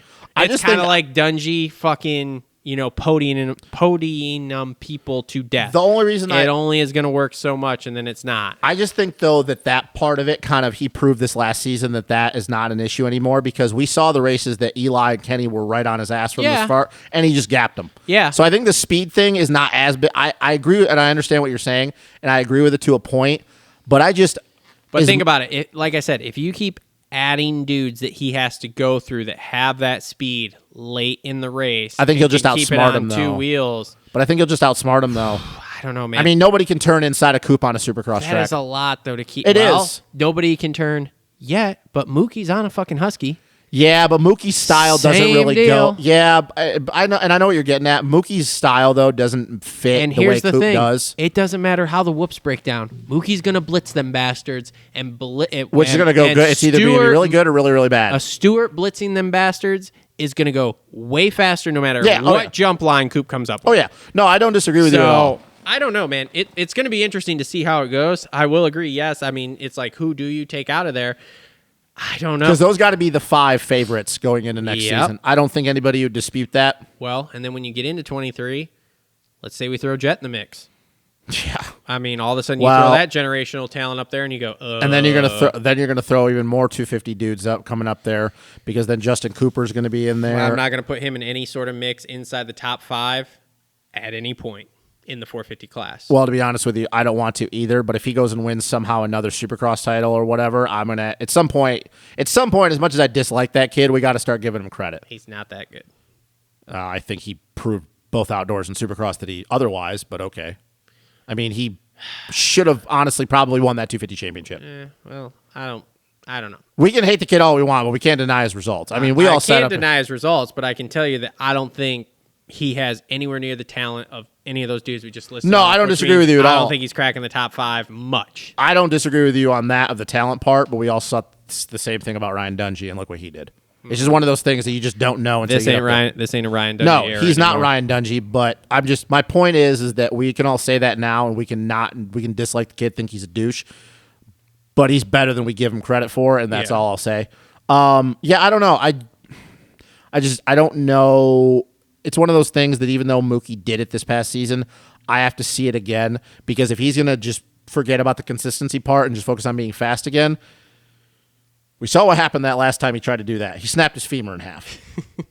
I'm just nervous because Heat Race Mookie scares the shit out of me, just like Stu did. You don't think he'll take a step in speed even without being Heat Race Mookie? Oh, I think he will, but I think in his mind he's going to want to be the fastest guy on the track no matter what. And I think that that's what scares me because if he gets in that mindset where he just gets tunnel vision and he's not focusing on anything else, he's almost too fast for his own good. Like, you can only go so fast on a supercross track before you start testing the limits of physics. And Malcolm Stewart, just like his brother James, will do that. There's going to be a point where that bike is not going to do what he wants it to do anymore. And that scares me because I don't want to see him get hurt again. Mm-hmm. Like, I just want to see him make it through these 2 years, have good results, get the money that he deserves, do well. I'm nervous if he's going to go in saying, fuck the consistency, I'm just going to be fast. I don't think you're going to get that anymore. I hope I'm wrong. I really do. I hope that he is old enough now because he is old enough now that doesn't happen. Mm-hmm. But, dude, I remember those interviews he did with Don and everybody at Racer X at the beginning of 2021, and those were literally his exact words. I don't care about being fast. I want to make it through an entire season. Mm-hmm. And he accomplished that. So that's the only thing I'm nervous at. If he doesn't do that, I don't disagree with you. I think that he's a top 5 guy all day long because you can't deny his speed. I mean, dude, when he goes out there sometimes and he just puts in a heater out of nowhere and you're like, where the hell did that come from? Or he does some stupid quad thing or whatever. Like, you're just like, oh, yeah, he's James Stewart's little brother. That's why. Yeah. I hope he does well. I think it's going to be good. It's more parity. Once again, we got so much to talk about going into the 450 season. It's insane. We do. Can we talk about one thing, though, we didn't put on the list? Cody Schock. Sure. Cody Schock. Where's he going? Phoenix Honda, 250. Oh, Phoenix yeah. Honda, Supercross, 250 outdoors and Supercross because they're going outdoor racing apparently. Okay, great. Lateral move. Well, Lateral move indoors. Outdoors. how do you think he's going to do? Indoors? No, just in general. Being on a 250. I'm not stoked on it for outdoors. Outdoors are interesting. Supercross, he was really, really good. He was, like I said, I think that he was the most improved rider. I think he's going to be that guy sitting there waiting for Phil and Ride For 250s? on a factory team. And I think the bike then- is better. Then you go outdoors, and I'm like, I think for Supercross, I think that bike is going to be better than what Michael Lindsay could put together. yep. I really do. Outdoors, you're right, unless they're getting help from Honda, which I don't know. Maybe they do get help from Honda. Maybe. Because that was remember we heard that rumor a while ago. I've heard a lot of rumors about Honda, and I don't know what the hell's going on with them anymore, to be honest with you. But I think it's going to be Cody Schock. I think that Jace Owen is coming back.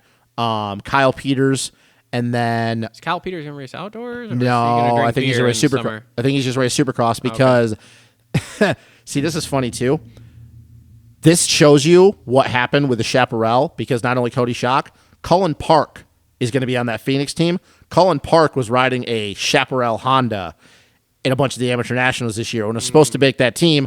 So Cullen Park is actually going to be riding a Phoenix bike at some amateur nationals and then racing Supercross. This is again, tells you how fucked up our system is. They're going to let him go race Supercross, do some amateur nationals, go back to racing Supercross, race some arena cross, and race some outdoors, all in the same season. What?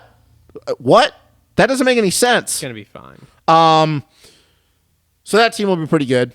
I think Josh Osby's going to be on the team again, too. He's waiting. I saw it on his Instagram post. Whatever.